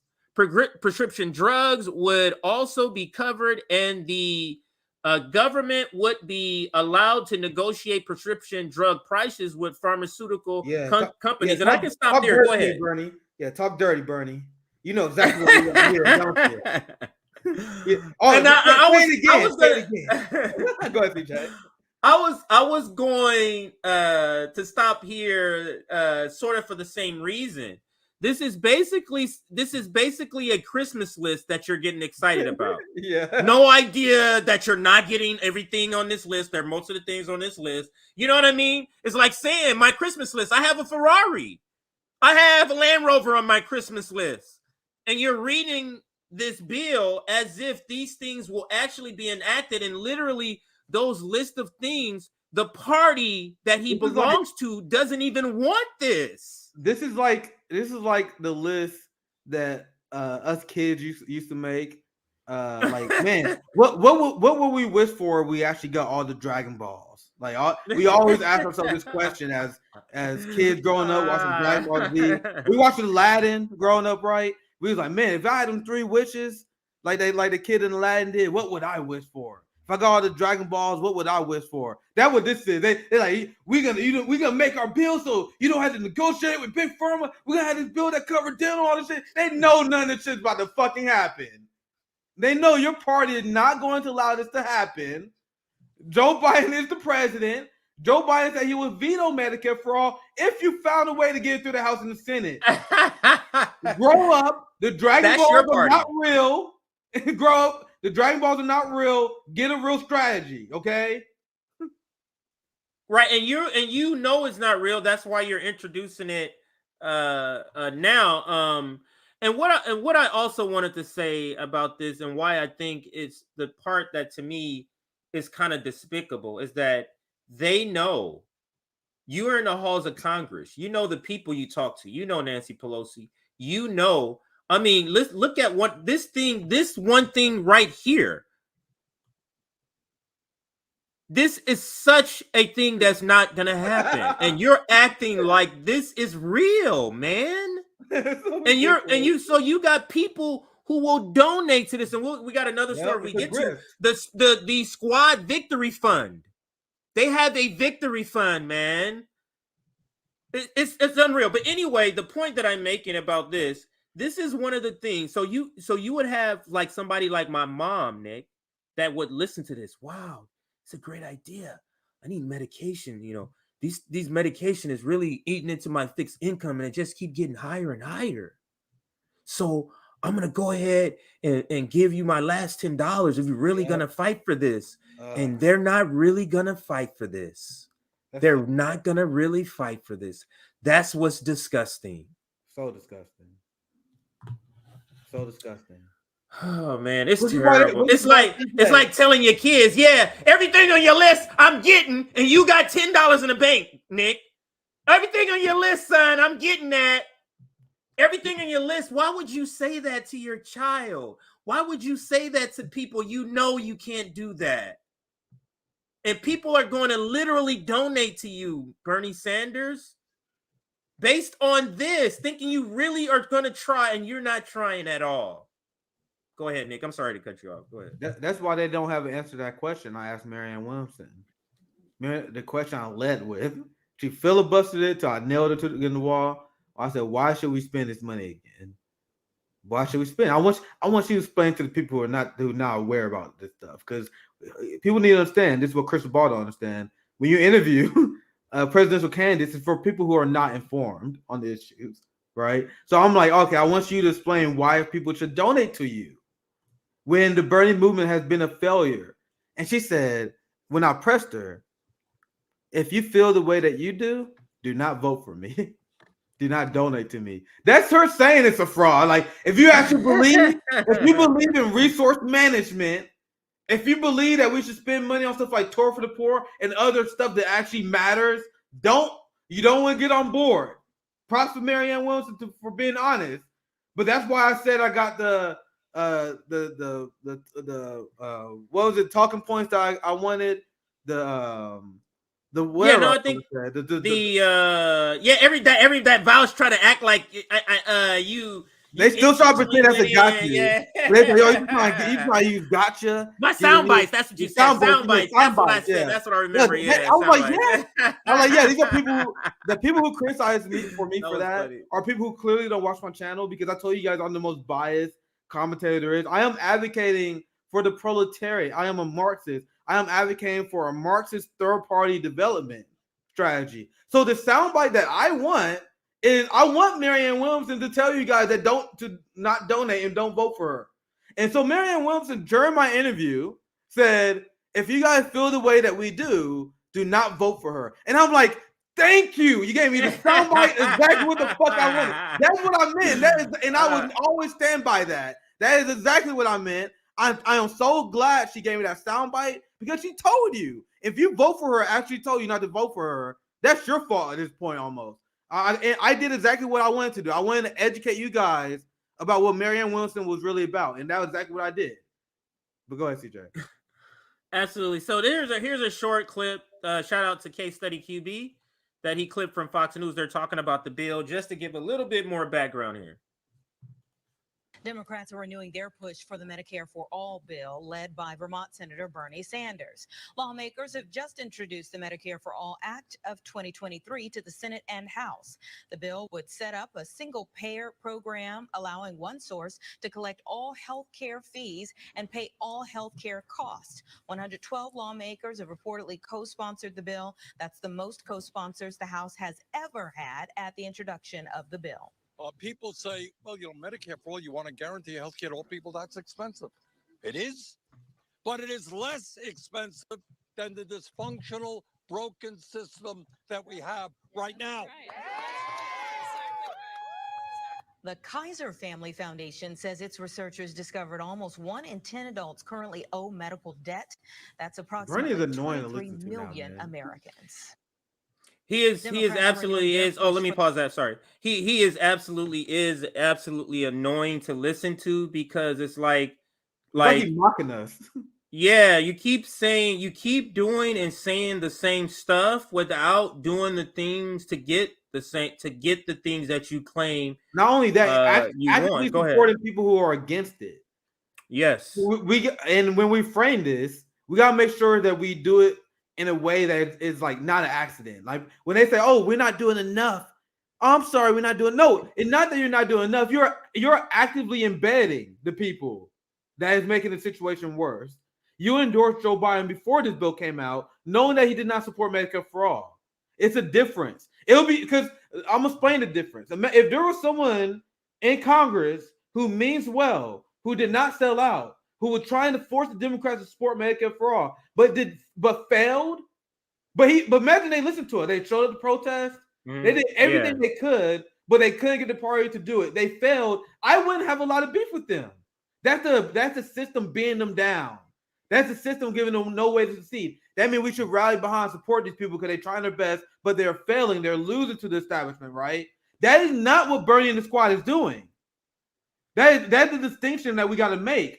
They are making the choice to vote for Hakeem Jeffries. It's not like they rallied a coalition to defeat Hakeem Jeffries and lost, and they're like, man, Imagine that happened. I'm like, oh, you guys suck. You guys failed to take out Game Jeffries. That would be kind of mean. They tried. They just failed. That is not what's happening, though. They vote for him. They didn't form a coalition to oppose the Ukraine war and lost.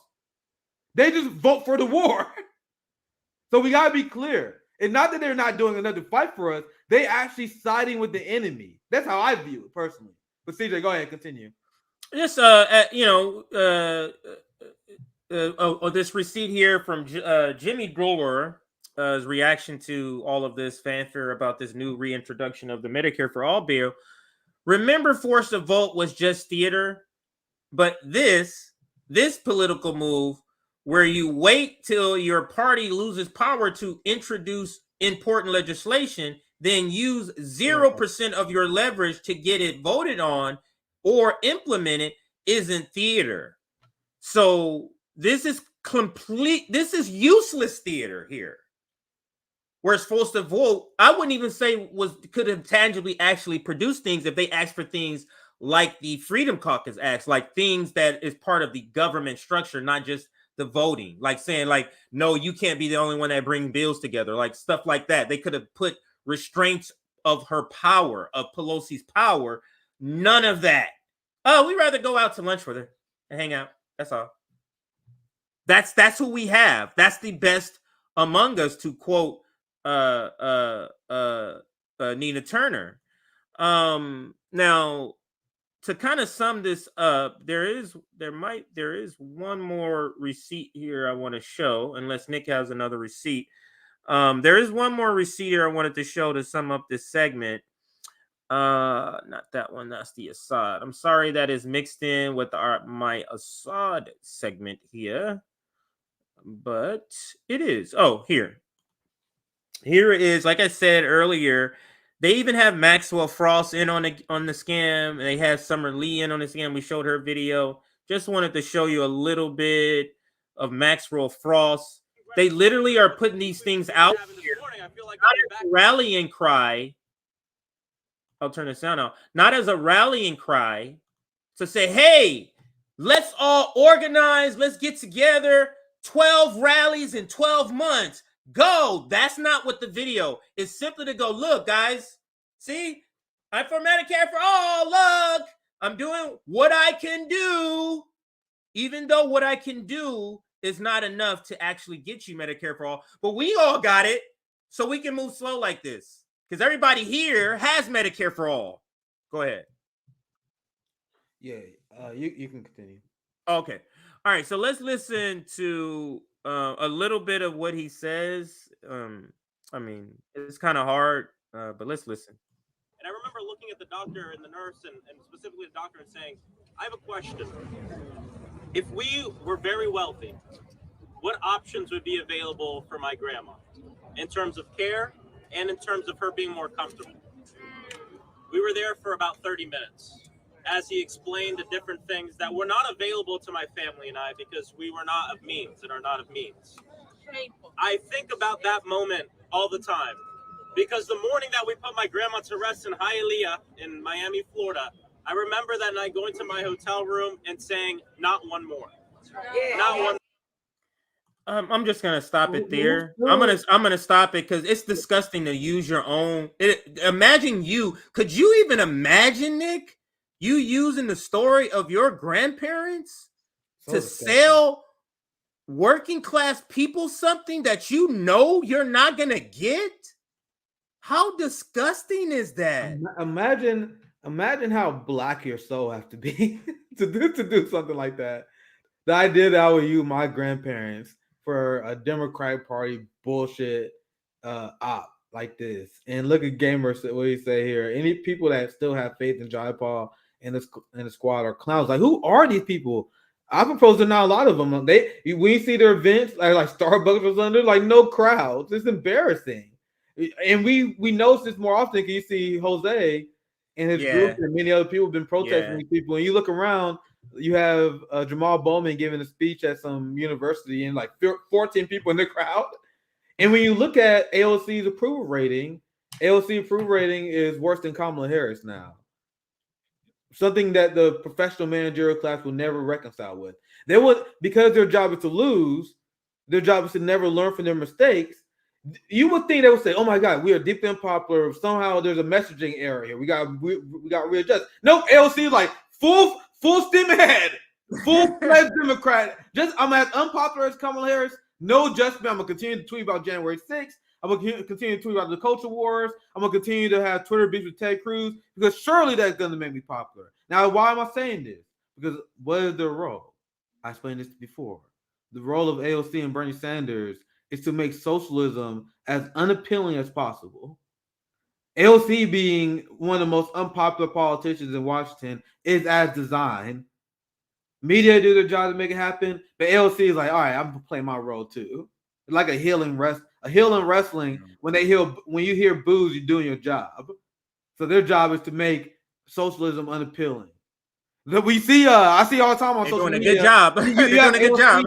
AOC calling for censorship. She called for censorship with Tucker Carlson. She called for censorship of anyone speaking out against January 6th. And I see right wingers all the time said they say stuff like this. They're like, "See, this is what the communists want. See, the communists want censorship." You see, AOC and Bernie Sanders come out with their shit library. Then people can attach it to left ideas.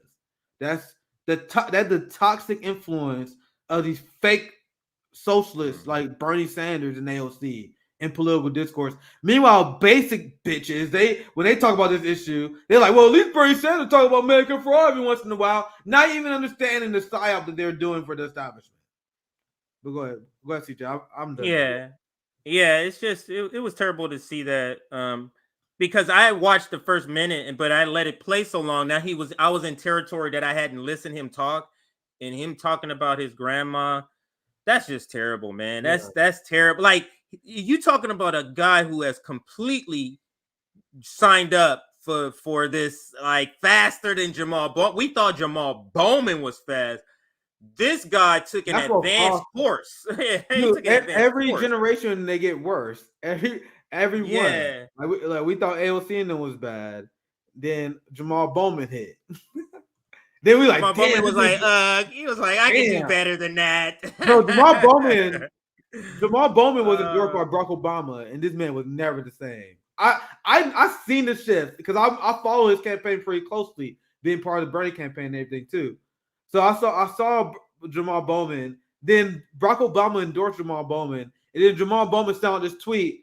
When I saw this tweet, I forever side-eyed this motherfucker. Because I was like, he was like, "Thank you, Barack Obama. I appreciate your endorsement." And I was like, Sir, okay, I don't trust you no more. No, it was immediate. I don't trust you after that. It was way before he won, and then after that, I saw a shit. Maybe I was blind to it before, but immediately after that, I was like, okay, this is ridiculous. This is ridiculous. I definitely don't believe that guy. So after Jamal Bowman, we got Maxwell Frost. Who's next? Who's gonna be the next one? Because they getting worse every single time. CJ, I have enough 15 minutes. I had to 4 today. Okay. I got enough time for one more story. I'll let you do the last. Yeah, story. So then, since you're here, then let's do the Vanguard, not the Vanguard, but the Marianne Williamson story. She's on the Vanguard. So there is some questions she answers that is we would want to examine. She talks about some of the difference between her and RFK, which I think is interesting. And so I'll just, pick out points. We're not going to listen to all of this. I'll move to the points and then we'll get both of our reaction to some of what she says. Now, this is not a segment on the Vanguard. Literally, they're just asking questions. I wouldn't necessarily say they say anything that's crazy here. It's just the answers that Marianne Williamson has and what she speaks about. I think is interesting for the discourse and her candidacy and for us to kind of talk about. So let's listen to some of what they talk about here and when they get into RFK. Our democracy from the outside, but neoliberalism is eroding it from the inside. Neo-fascism is a disease. Neoliberalism is weakening our immune system because it's putting so many people in constant and chronic economic stress. 70% of them. Okay. I didn't mean to rewind it here. But you got to hear this part. Now that I'm remembering what she says here, you got to hear this. You probably hearing it like, what the hell is she talking about? You got to hear the full answer that she gives here. It's pretty bad. Let's hear it. It's overwhelming our democracy. So the fact they don't want to have debates is just part of it. It's just part of their technique. Keep away anybody who's going to challenge neoliberalism. Now, what they then say is, oh, don't you understand? There are fascists at the door. No, it's because we do understand. Or at least I can only speak for myself, because I do understand the fascists at the door.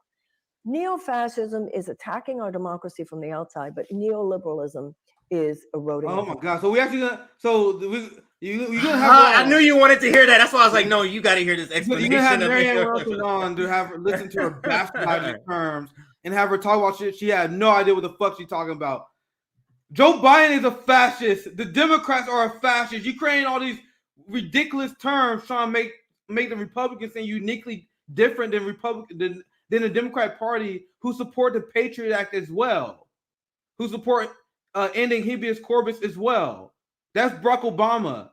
The Democrats are fascists. You creating these other terms is just as goofy to me as when I hear Jackson Hinkle and people say stuff like globalist. You guys are making up shit because you guys are afraid to call out the true enemy, the capitalist class. Stop making up a bunch of bullshit terms and call out the real enemy. That's what she's doing. I see through it. Stop. She's trying to confuse, and obviously Vanguard, they're dumb as fuck. They don't read. They haven't read an inch of Marx their entire goddamn life. They don't know what the fuck fascist means. They don't know what socialism means. I had a debate with Destiny where they invited me on and they were praising me. They loved me back then because I took Destiny to school because he knew what fascism meant. And I suppose Destiny, one of the top thinkers of Twitch, I easily took to school because people don't fucking read. Marianne sounds like a moron to me right now, and you guys probably think she sounds impressive because you guys don't know what fascist is. You guys don't know what socialism is. You guys don't know anything about what it means to be on the left. You guys follow Cal and Crystal and think that's the height of leftism. You think Cal Kalinske is Malcolm X?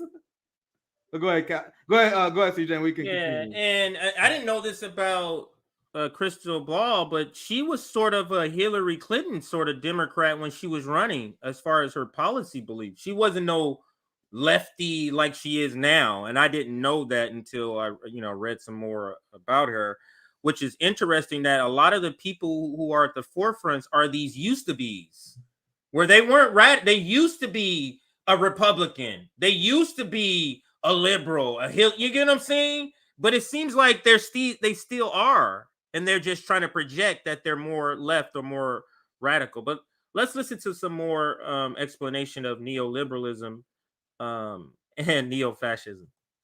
Neo-fascism is a disease. Neoliberalism is weakening our immune system because it's putting so many people in constant and chronic economic stress. 70% of Americans say that they live with constant economic financial stress. So I'm going to vote for Americans give money to Nazis. So people are just kind of withering. And, Franklin Roosevelt said we wouldn't have to worry about a fascist takeover if democracy delivered on its promises. So they're not having debates. It's just we need to see this as part of their technique. Their whole thing is keep anybody out of the conversation who in any way wants to challenge the neoliberal status quo. That's what's going on here. It's not about me. It's not about Bobby. It's about our democracy. And that's why it matters. And that's why I hope that anybody with any kind of a progressive, anybody with any kind of a progressive sentiment who thinks, well, we'll go with Joe.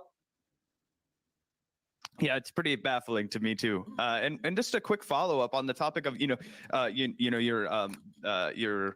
one of the other candidates running, I guess one of your fellow opponents in the race, Bobby Kennedy. Obviously he's taken a very strong line throughout his career on the topic of vaccines. It's kind of made him a political outlier, and as a result of that, you've really seen an interesting response. I think a lot of people really enjoy that about him. I think a lot, alarmingly perhaps, but I think it's kind of true. And I also feel like there's been a willingness by the mainstream media and their offspring and independent media to kind of conflate your what I would consider very valid critiques of capitalism's entrenchment on the healthcare system, You've described a sick care system, which I think is a great way of talking about it. We're not interested in keeping people healthy because the profit motive isn't there. Is this promotion or like this is pathetic? Like they're promoting her. Like this is not. Is there a question here at all? Or are you just gonna do? Are you gonna? You like Marianne? Hey, I heard you're amazing. I heard you're one of the best thinkers. I heard you're the most humble person ever. Give me your thoughts on that. That's essentially what he's doing. I heard you're such an amazing leader, Marianne. I heard that you got the best chance ever to be president. You got such amazing ideas, Marianne. Do you want to expound on that? Do you want to expound on how amazing you are? That's the height of journalism you're gonna get at the Vanguard. You got a presidential candidate on. Ask her about Ukraine. The vaccine stuff is alarming, but her supporting arming Nazis in Ukraine is not. The entire world is calling this shit out. Lula is calling this out. A question you can ask Marianne Williamson if you're actually serious is why do you disagree with Lula's position on Ukraine? Very simple. I wish I had time if she didn't bail. If you had what Lula advocates for that China peace plan. Marianne Williamson, do you agree or disagree? If you answer that question, watch how fast you will implode. You think she would come on here again? You think she would come on here again? I said beforehand, I wasn't even looking forward to the interview. If she wants to, that's fine, but she's definitely not. Yeah, she's definitely not. She would, because she mentions later on in here. She mentions how she wants to go on independent media more. That's what she said. So let's listen some more though. I just wanted to give you the opportunity to illustrate some of your concerns in regards to that, while also being somebody who I know has consistently advocated for healthcare treatment for everyone. Well, yes, absolutely, Medicare for all. And I have talked myself about the undue influence of pharmaceutical companies. You have $88 billion medical debt in this country, while at the same time, last year alone, if you put together all 5 of the top pharmaceutical companies, there was an $80 billion profit. I talked last time, and man, was I slapped down, and all I said was I had a problem on a civil liberties level about mandates, and I had a problem with the naivete by which people aren't recognizing that too many times there's predatory behavior on the part of pharmaceutical companies. We know that it happened with opioids. And just real quick, she said she was against mandates. That's what got Jimmy Dore, and that's what got me called an anti-vaxxer. Being against mandates, right? Let's continue. Very interesting double standards. Yeah. What I want to point out, because it feels like the question is a question to say because people kind of call her an anti-vaxxer wrongly. He's basically saying, can you clarify how you're not an anti-vaxxer and how you're not like this crazy guy RFK? That's to me how this question is meant to be answered, or how it was set up to her. I don't think it should be considered fringe to suggest that Americans are over-medicated. I know when I lived in Los Angeles, and I know some of the same people that Bobby Kennedy knows living in LA. I heard women who were PhDs in biochemistry who simply had some questions about childhood vaccines, who wanted to know why do we bundle them differently than in Europe? Why do they take them more frequently than in Europe? And any conversation about safety of vaccines was just, people would be smeared. And I experienced that myself last time. Isn't what she's talking about is vaccine skepticism?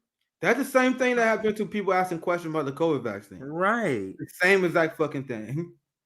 I said I made a tweet that was very similar to what she said. I covered this during my coverage of RFK Crystal Ball interview, where Marianne Williamson said that there needs to be some sort of reimbursement investigation to vaccine injuries.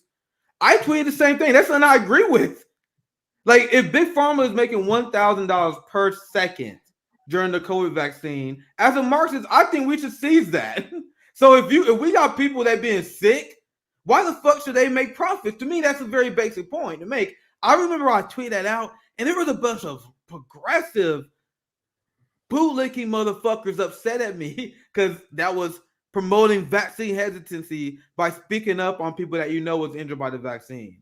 But that was the same thing that Marianne Williamson used to say. So why is it bad when we say it, but why is it not bad when Marianne Williamson says it? These are the different standards that I don't understand. That was the point that I kept making. And then they turn around and smear RFK the same way that Marianne Williamson was smeared. Like, you don't see you guys are doing the same thing that Marianne Williamson is complaining about. That is a great point, and this is what they're reason why they're bringing up the vaccine part 2 is because she is getting some blowback from the cowbell liberal, from the the blue voting. Yeah, she's getting blowback from the people who are just so entrenched in the propaganda, the FDA and CDC propaganda, that any sort of, unless you take in every booster, you're anti. So those people, she's getting backlash. She's trying to appeal to the liberal Democrats to bring her numbers up. So now she's trying to say, look, I'm not crazy. I'm for vaccines. I'm just saying, come on, we got questions. That's all. She's trying to appeal to those voters who the cowbell left or cowbell liberals, as Didi or Do Dissonance calls them. So let's listen a little more. The second part I want you to hear, or the second clip, is they critique Bernie Sanders and she refuses to. So he brings up, he says, hey, one of the most disappointing things that happened, Bernie Sanders go ahead and endorses like this, like on the same day that he announces pretty much, and it critiques him. She's like, no, guys, no, Bernie Sanders has done too much. The same sort of answer she got. So that's the second part, and we'll end on that I want to get to here. Including any conversation about antidepressants. So Americans are not trusting institutions that we should trust, and in many cases for good reason. So no one should just be slapped down. And so I think what's happened now is that even when people have legitimate questions, they're so slapped down, like, no, you cannot ask those questions, that it has created a broad scale distrust of anything. Oh, just real quick. The funny thing is she's about to do the same thing. She's like, it's funny how you talk about vaccines or you have any question about health, you get slapped down. And then we asked her about Bernie. The Vanguard asked her about Bernie. And she's like, oh, no, you can't ask me about Bernie. No, come on, don't talk about Bernie. She's guilty of the same thing. But sorry, let's continue. Absolutely. Now let's skip a little bit to the next part here. Here we go. And I think that honestly has been a big part of what has led to the fervor surrounding a massive distrust of our big pharmaceutical industry, and kind of the reason you kind of laid out there. If you tell people they can't ask questions about something, that they're going to wonder why, right? So I think creating fertile ground for discussions while also rooting it in the best interest of the practice of medicine as opposed to the 100%. Financial interest, and trusting people that you can tell them the truth and have a real conversation. And 100%.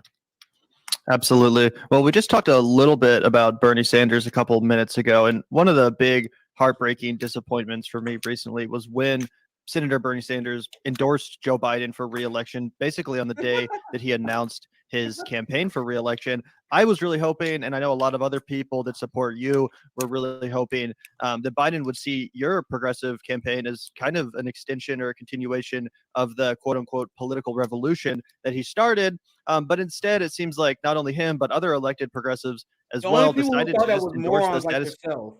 No one thought that. We told everybody, Nick. Like we told everybody. You see how he's trying to feel? He's trying. Don't throw anyone else under the bus. Only you and the people at Crystal Ball's wedding was dumb enough to say that Marianne Williamson was going to have a Bernie-style campaign. No one else thought that except morons like you and people who try to manufacture consent for that. All right, let's continue. I gotta make sure that's clear. Quote candidate rather than allowing said political revolution to potentially continue via your campaign. What was your reaction to that? Were you hoping to secure the endorsements of Sanders and other elected progressives, or was this something that you were kind of expecting? Well, I wasn't going so far as to allow myself to hope for an endorsement, but I certainly hoped that he would just remain silent. Come on. He went all the way. I support Biden. He went all the way to... What does that mean? What does that say? He went over and above, to your point, Marianne. He didn't just simply say, I'm with him. He went over and above and did it on the same day that he announces, which is not, we didn't say he would do it that quick, but we said, we had streams out, Nick, that said, hey, what's going to happen when Bernie Sanders and AOC endorse his Joe Biden, which they all did. You don't have the establishment elected progressives on your side. You don't have Bernie Sanders. And Bernie Sanders couldn't win with the coalescing of all these people coming together. But somehow you're different, Marianne. Yeah, she got the sauce. She got it. So far as to say, I discourage any other high visibility candidate progressive from running. I was very disappointed in that. Very disappointed in that, but it is what it is. What? You know, it's one of many things. It just when you're running, this knocks you down and that knocks you down, and you just. Yeah. What do you? I mean, I guess perhaps it's not my place to ask you or your place that you feel to speculate. But what do you think it is about running in the elections the way he did, clearly identifying so many issues that I think all three of us would. I have to give him credit for popularizing and normalizing in this country. Medicare for all, free college. These were all ideas that were, I mean, Gavin and I would have never considered them when we were seniors in high school, and he kind of burst onto the scene. It radicalized us. I mean, we were like, oh, why are the Democrats just letting you guys know right about everything and Republicans are just wrong about everything? And no, he completely reawakened so many people's thoughts of what was possible. And then to see him do that, work to expand the minds of an entire generation of people like me and Gavin, and only to try and shrink it back into the box again as soon as somebody like Joe Biden is going on. And I think that contributes to a real problem for progressives, period, because now anytime that Gavin and I are like, hey guys, it's time to try again. It's time to pick up the mantle and keep fighting. People are like, we already tried that. It didn't work. It's like, well, we tried it and we got to try it another way. Like, I'm just wondering if you. What's the definition of insanity, Zach? What's the definition of insanity? Gotta keep trying shit, don't work. Trying shit, don't work. Trying shit, don't work. Waste 100 mil over here, don't matter. 100 million over there, don't matter. 200 million this election, don't matter. Zach like, let's just keep trying shit. Let's just keep throwing money in the drain. Let's keep throwing money into elections. Fuck it, another hit, $100 million? Mutual aid, who gives a fuck? Let's just throw it to another election. Just trying shit, don't work. That's really your political ideology, Zach. Unserious. And Marianne Williamson, I can't wait to see what she says. Go ahead, CJ. I'll shut up. No, I was just gonna say it's about to get crazy when you hear some other things she say here.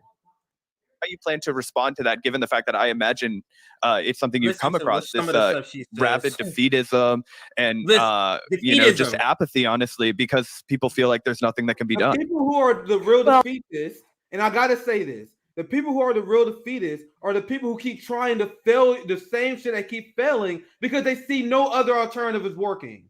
You guys are such nihilists. You guys are like, what's the point of doing mutual aid? What's the point of a third party? What's the point of us actually organizing ourselves? We're not going to work, so we got to vote for another Democrat. I know the Democrats are evil, but we got no power. You guys are the biggest defeatists. You guys had the most apathy. We have revolutionary optimism because we're doing tour for the poor. I am starting a Kansas City mutual aid organization. What are you guys doing? You guys not doing anything because you're giving up. So you're like, I'm gonna wait till a millionaire white woman comes up. Marianne Williamson, we found a millionaire white woman. She's gonna save us. I don't want to do any work. I don't want to do any work at all. Thank God Marianne Williamson came up. Now I don't have to do anything but have her on my show. They don't want to do any work because they are defeatists. They are denialists in the situation, not us. And it's absurd that they try to twist it around. We have revolutionary optimism. That's why we tell you get in the streets. We have revolutionary optimism. That's why we're doing tour for the poor. We're doing our own organizations. CJ has his own organization. He just promoted earlier in the stream. We are doing shit because we believe that shit will work. Meanwhile, Vanguard and them like, what's the point of third parties? What's the point of doing all this shit? It's not going to work. They're the nihilists, guys. Do not allow them to twist it up. Defeatism. This is the part I think is interesting that I knew would kind of trigger you. So that's why I wanted you to hear it. But defeatism and just apathy, honestly, because people feel like there's nothing that can be done. Well, there are a couple of things there. First of all, about Senator Sanders. I assume, I don't know, but I assume that what Bernie is thinking is, We came really close to something wonderful with Build Back Better. It was only 2 Democratic senators that held us back. Maybe he's thinking, I assume what he's thinking is we've got to get Biden back in there, plus 2 more Democratic senators, and then we can get it done. You know, he's an institutionalist. He's been a U.S. senator for a long time. So this is how she's whitewashing Bernie Sanders completely selling out the movement. She's trying to give him a reason, and you're trying to tell me this is not a cult? So you're trying to tell me that? This is toxic positivity, and this is why civility politics is the scourge of the working class. We can't be mean to Bernie Sanders. I explained the crimes, how he sold us out, the money he stole, the grip that he operated, but we shouldn't be mad because that's uncivil. You come on, man. You bring down my vibes. Come on, man. I just got back from yoga. I just ate some brunch. You fucking ruined my vibes. Talking about how Bernie Sanders is bad and sold us out, ruining my vibes, man. This is toxic positivity. And this is how civility politics is used to mute legitimate criticism of people like Bernie.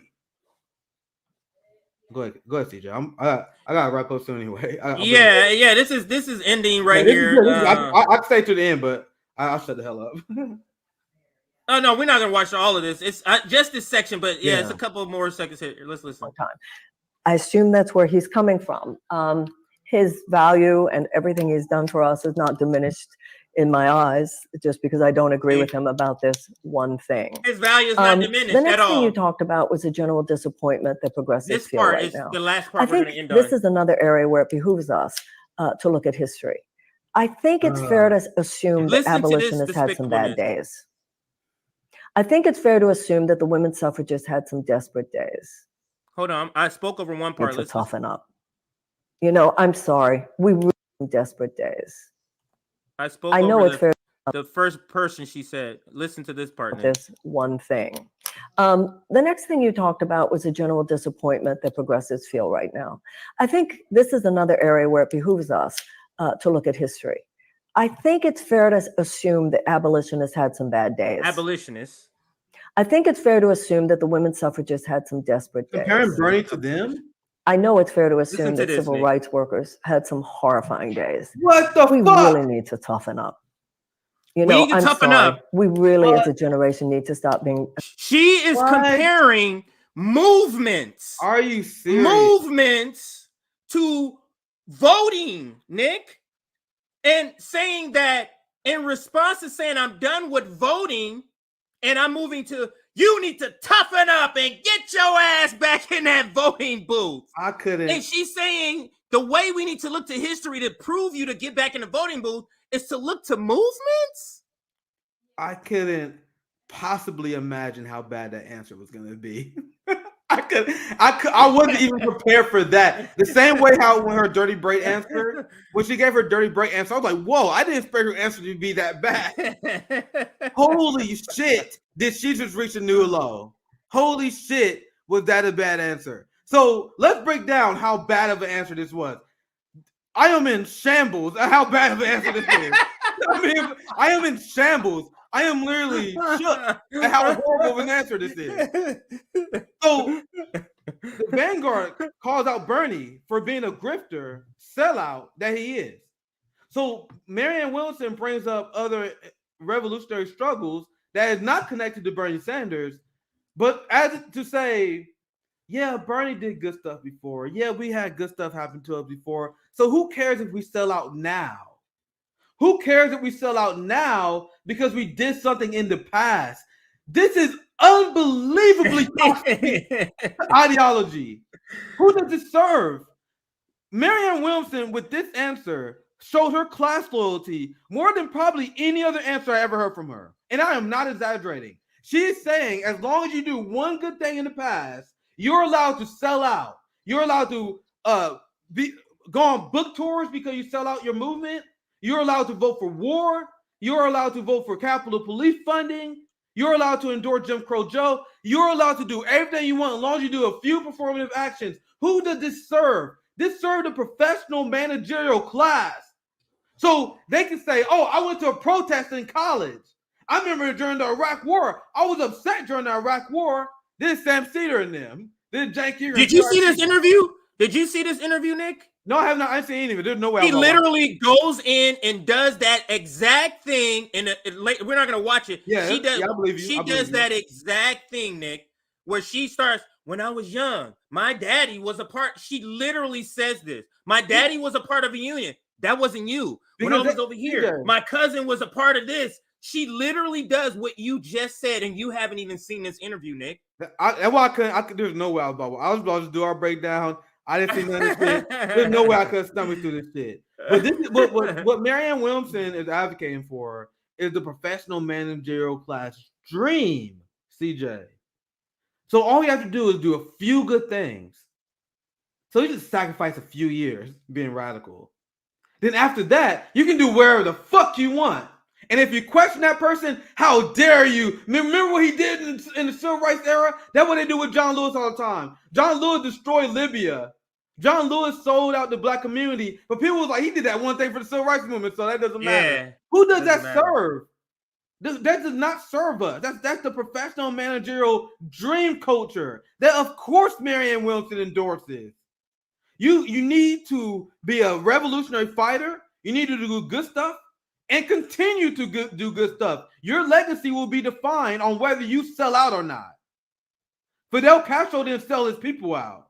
That's why he's still beloved by revolutionaries to this day. Malcolm X didn't sell his people out. That's why he's beloved by revolutionaries to this day. Nelson Mandela didn't sell his people out. That's why he's beloved by revolutionaries to this day. You are not allowed to do one thing in your life and then sell out and be like, come on, man. Look at my resume and list of accomplishments. Fuck you. This shit is for life, son. And if you don't go through it for life, you put yourself eligible to be picked apart by younger revolutionaries like us when we critically analyze what happened, what went wrong. And that will happen with Bernie. Marianne Williamson doesn't want that to happen because she knows it will reflect bad on her as well. That's why I'm glad you did a segment breakdown because I wasn't about to watch it because, dude, I could not possibly imagine going through that entire interview. I didn't let her play the whole answer because you literally, it would infuriate you because she doubles down on the. Yeah, I'm telling you to watch it later, but she doubles down on this idea that, what do you mean? The women's suffrage, Martin Luther King, they just got back up and got back in the game. Are we talking about a movement? Or are we talking about voting for your ass? Like, what are you talking about? It's terrible. Yeah, the way that she used it that way. Yeah. Yeah, I was going to super chats before I bounce out of here. Yeah, and then we can go. Go ahead. Thanks for the $5. Ad Kid, CJ, and Nick, salute for dismantling Bernie's grifting. Hoping you would do more speaking with Shama Sawant. There's definitely a lot of future collaboration with RBN and Worker Strike Back coming. Not gonna announce much of that yet, but just know there's a lot of good stuff coming up with Worker Strike Back and RBN. Just stay tuned for that. Thank you for the 11 bucks here. Just wanted to say hi from Canada. This from Canada bucks. Oh wow! Keep up the great work, guys. Much love to Karan Sharma. Hopefully I'm saying that correctly. And big shout out to the new member. All in the same. All one. Oh. It seemed like. Thank you for the new membership. You got it. Better than me. And thank you for the $5, Donald. Just showing some support. Thank you for the solidarity super chat. That much appreciated. So, CJ, I'll pass you through some more announcements. Yeah, I have some guests. I'll do I'm line up here soon. Just stay tuned, guys. We have Nick and CJ coming Monday. A lot of good stuff coming up. Make sure you hit the. Make sure you check and see, subscribe, like, and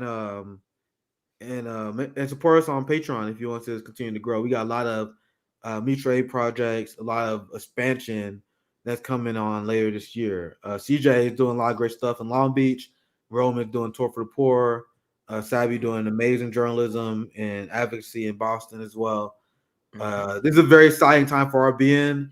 I appreciate and I'm very glad to be in this fight with you guys.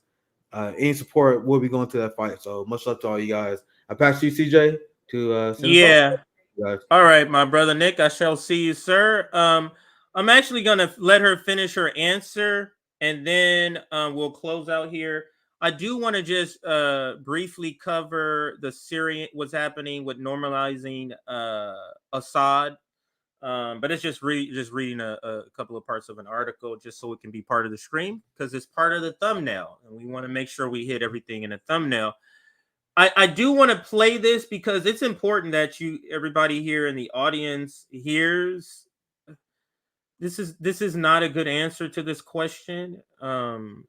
So I'll back it up just a little bit for context. Civil rights workers had some horrifying days. So the basic question, if you didn't catch it, is that for those that because we had a few people just join, basic question is she's asked, how do you get people who are basically done with this process of voting again for another, because they keep getting disappointed in the process, Bernie Sanders, Nia Turner, like, how do you keep getting people to come back out to vote? It's hard. And that's the question she's presented with. And let's get her full answer. He's been a U.S. Senator for a long time. I assume that's where he's coming from. His value and everything he's done for us is not diminished in my eyes just because I don't agree with him about this one thing. The next thing you talked about was the general disappointment that progressives feel right now. I think this is another area where it behooves us to look at history. I think it's fair to assume that abolitionists had some bad days. I think it's fair to assume that the women's suffragists had some desperate days. I know it's fair to assume that civil rights workers had some horrifying days. We really need to toughen up. I'm sorry. We really, as a generation, need to stop being so precious. Social change does not come like this. It never has. We're fighting huge forces.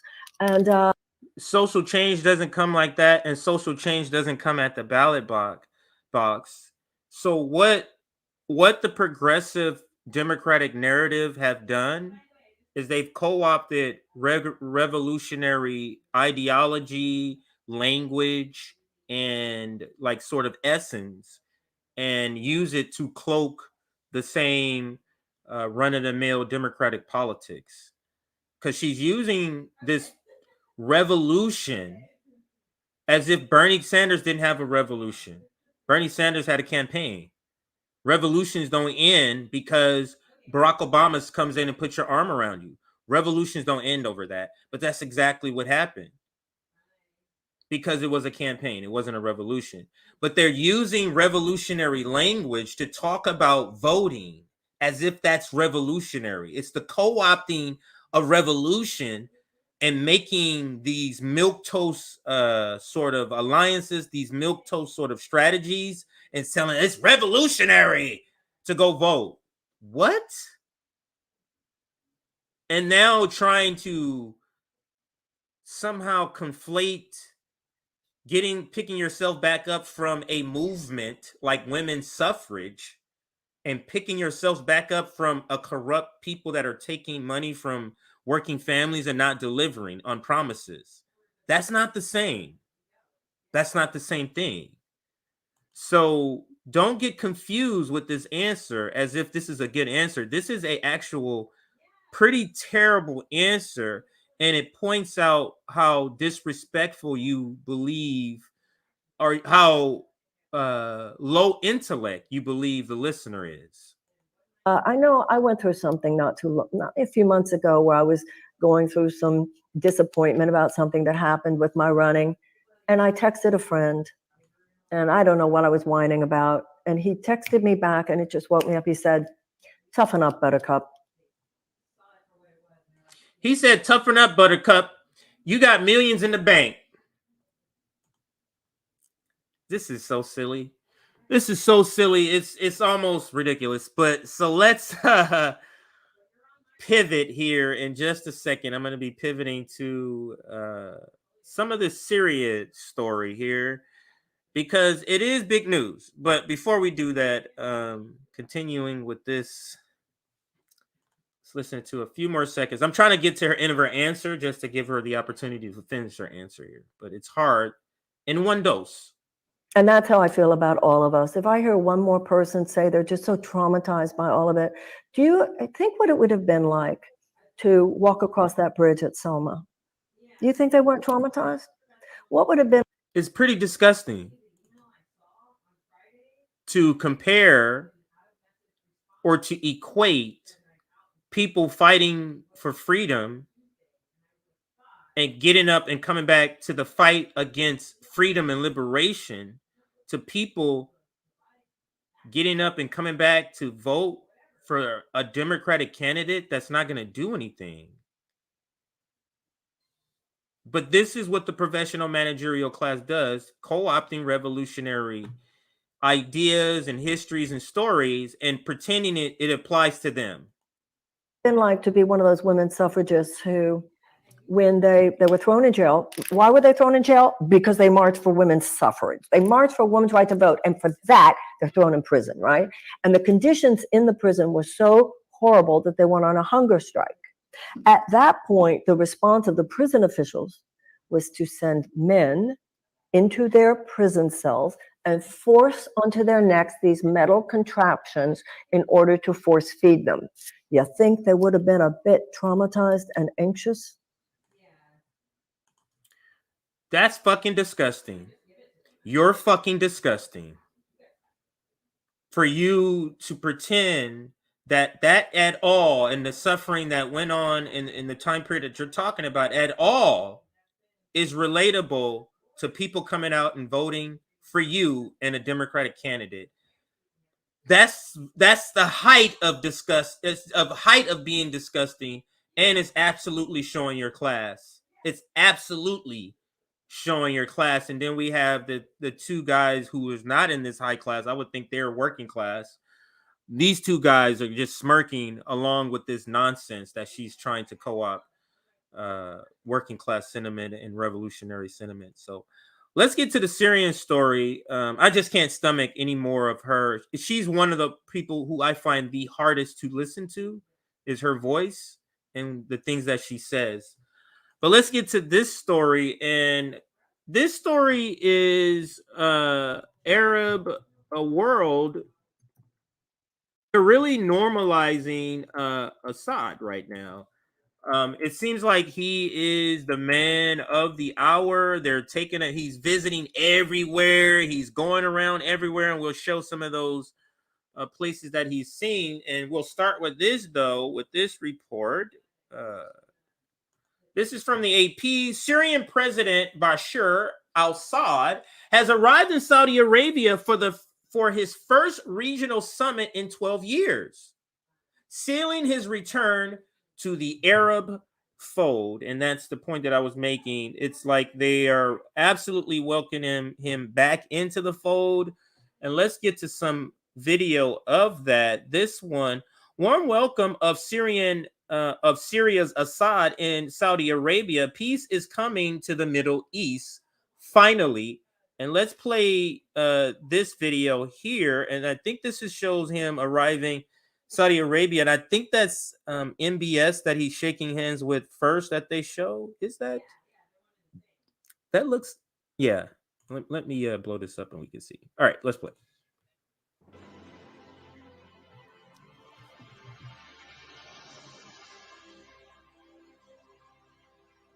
No, that's not MBS. So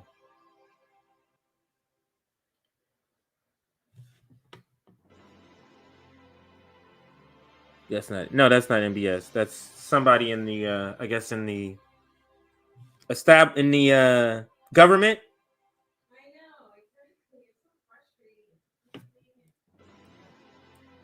All right, so let's go to some more footage. Assad is in Jeddah, a man against whom international persecution hold more evidence than who brought against Hitler. Now, this is somebody who doesn't like him. Let me get back to this tweet, because I do want to cover those that aren't necessarily for what's happening, but I do want to go in the order that I have here. So let's now go to, it must be down here, because that's the Bellingcat story. And I think the Elon Musk Bellingcat story we'll have to do another time, because we're not going to have time to cover it here. Here is another receipt here. Syrian President Assad has landed in Saudi Arabia for the Arab League Summit. First time since 2011, when imperialist UK, US, and France and their stooges armed al-Qaeda to wage a brutal, decades-long proxy war on Syria. Lessons learned for the Middle East. time to focus on peace and development. Couple of more tweets here to kind of get to before we read a little bit of an article. Here we go. Back to the part. History is being made. President Assad is in Saudi Arabia to participate in the Arab League summit after 12 years of Arab boycott. Arab countries are neglecting Western warnings and threats against those who normalize with Damascus.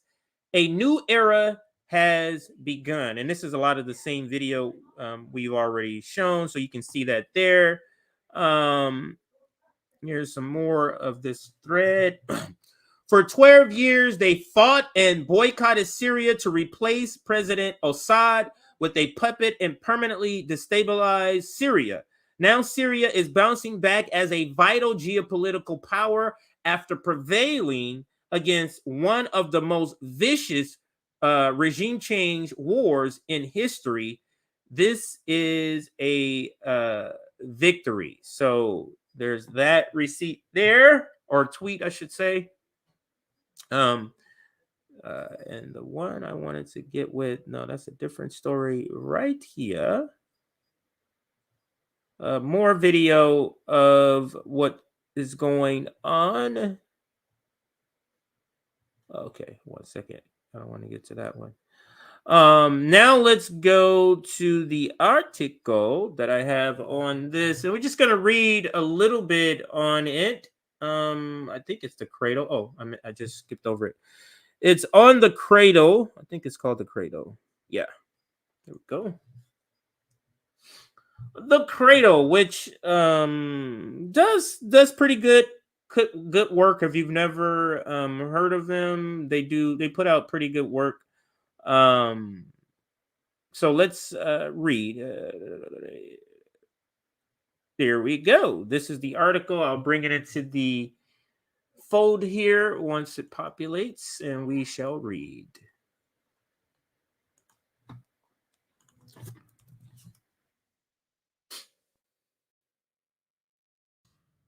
All right, so the headline, Assad hails historical opportunity for regional shift in Arab League speech.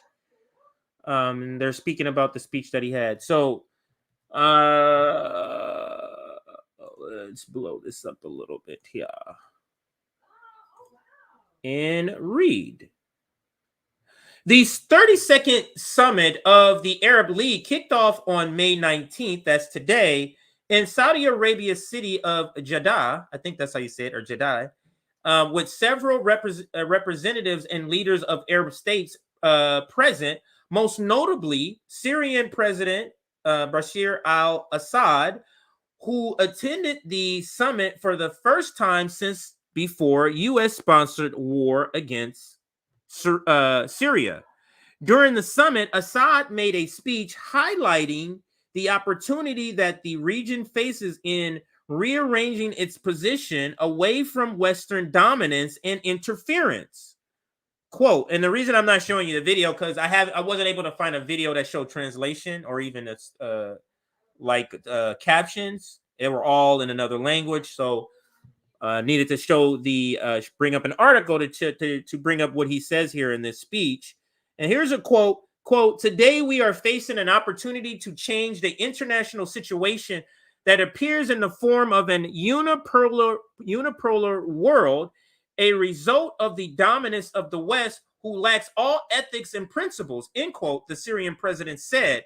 This, quote, historic opportunity requires the Arab world to reposition itself and invest in the positive atmosphere of reconciliation that preceded today's summit. Assad added, referring to recent diplomatic endeavors which resulted in the kingdom's resumption of ties with Tehran and Damascus. He also stressed the need to consolidate Arab culture in the face of modern liberalism, which targets the innate affiliation of man and strips him of morals and identity.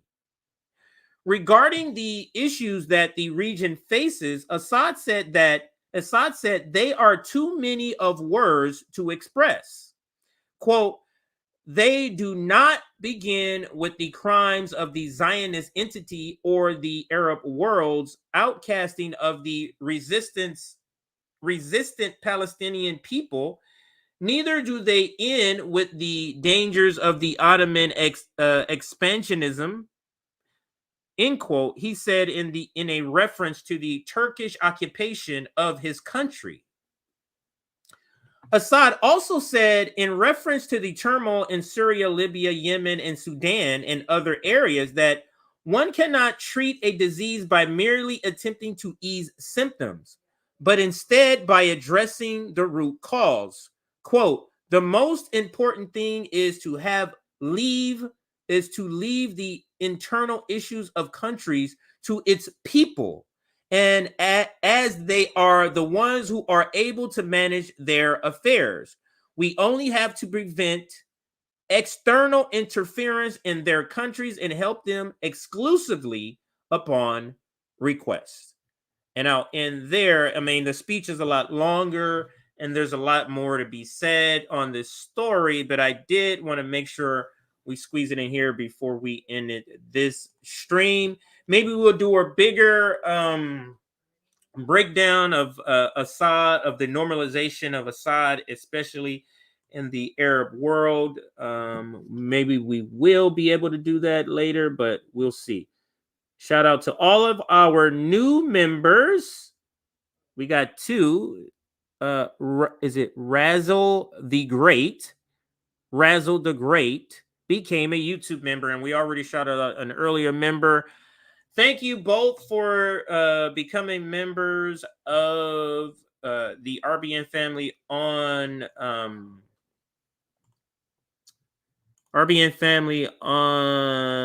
YouTube. Sorry, I'm looking at another tab on YouTube. Thank you all for joining us. And if you want to become a member, there's a join button, usually right by streams, but sometimes it's not. If it's not there, it's definitely on our homepage. I went there actually earlier today to check it out to be sure. So we will end here. Thank you for watching. Let me go ahead and share a different screen here. Let's share a different screen. And let's pick a closeout video. Have I posted anything lately here? I don't think I did, besides that one. Yeah, I don't think I posted. And we eventually gonna get to this story right here. Man, I forgot about that story I want to get to.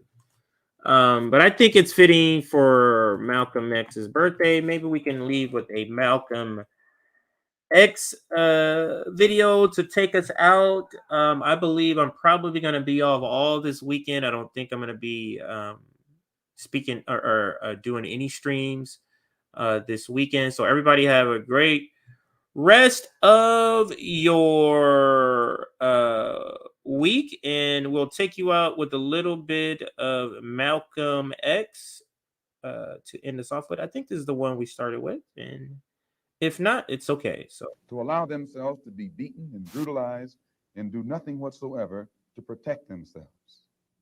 They are foolish. They should have the right to defend themselves against any attack made against them by anyone. If a dog is biting a black man, the black man should kill the dog.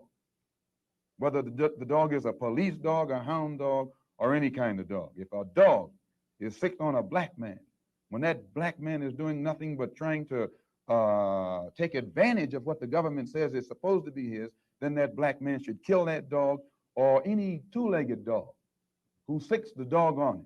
Should other black men help that particular person who was attacked? I think you'll find, sir, that there will come a time when black people wake up and become intellectually independent enough to think for themselves as other humans.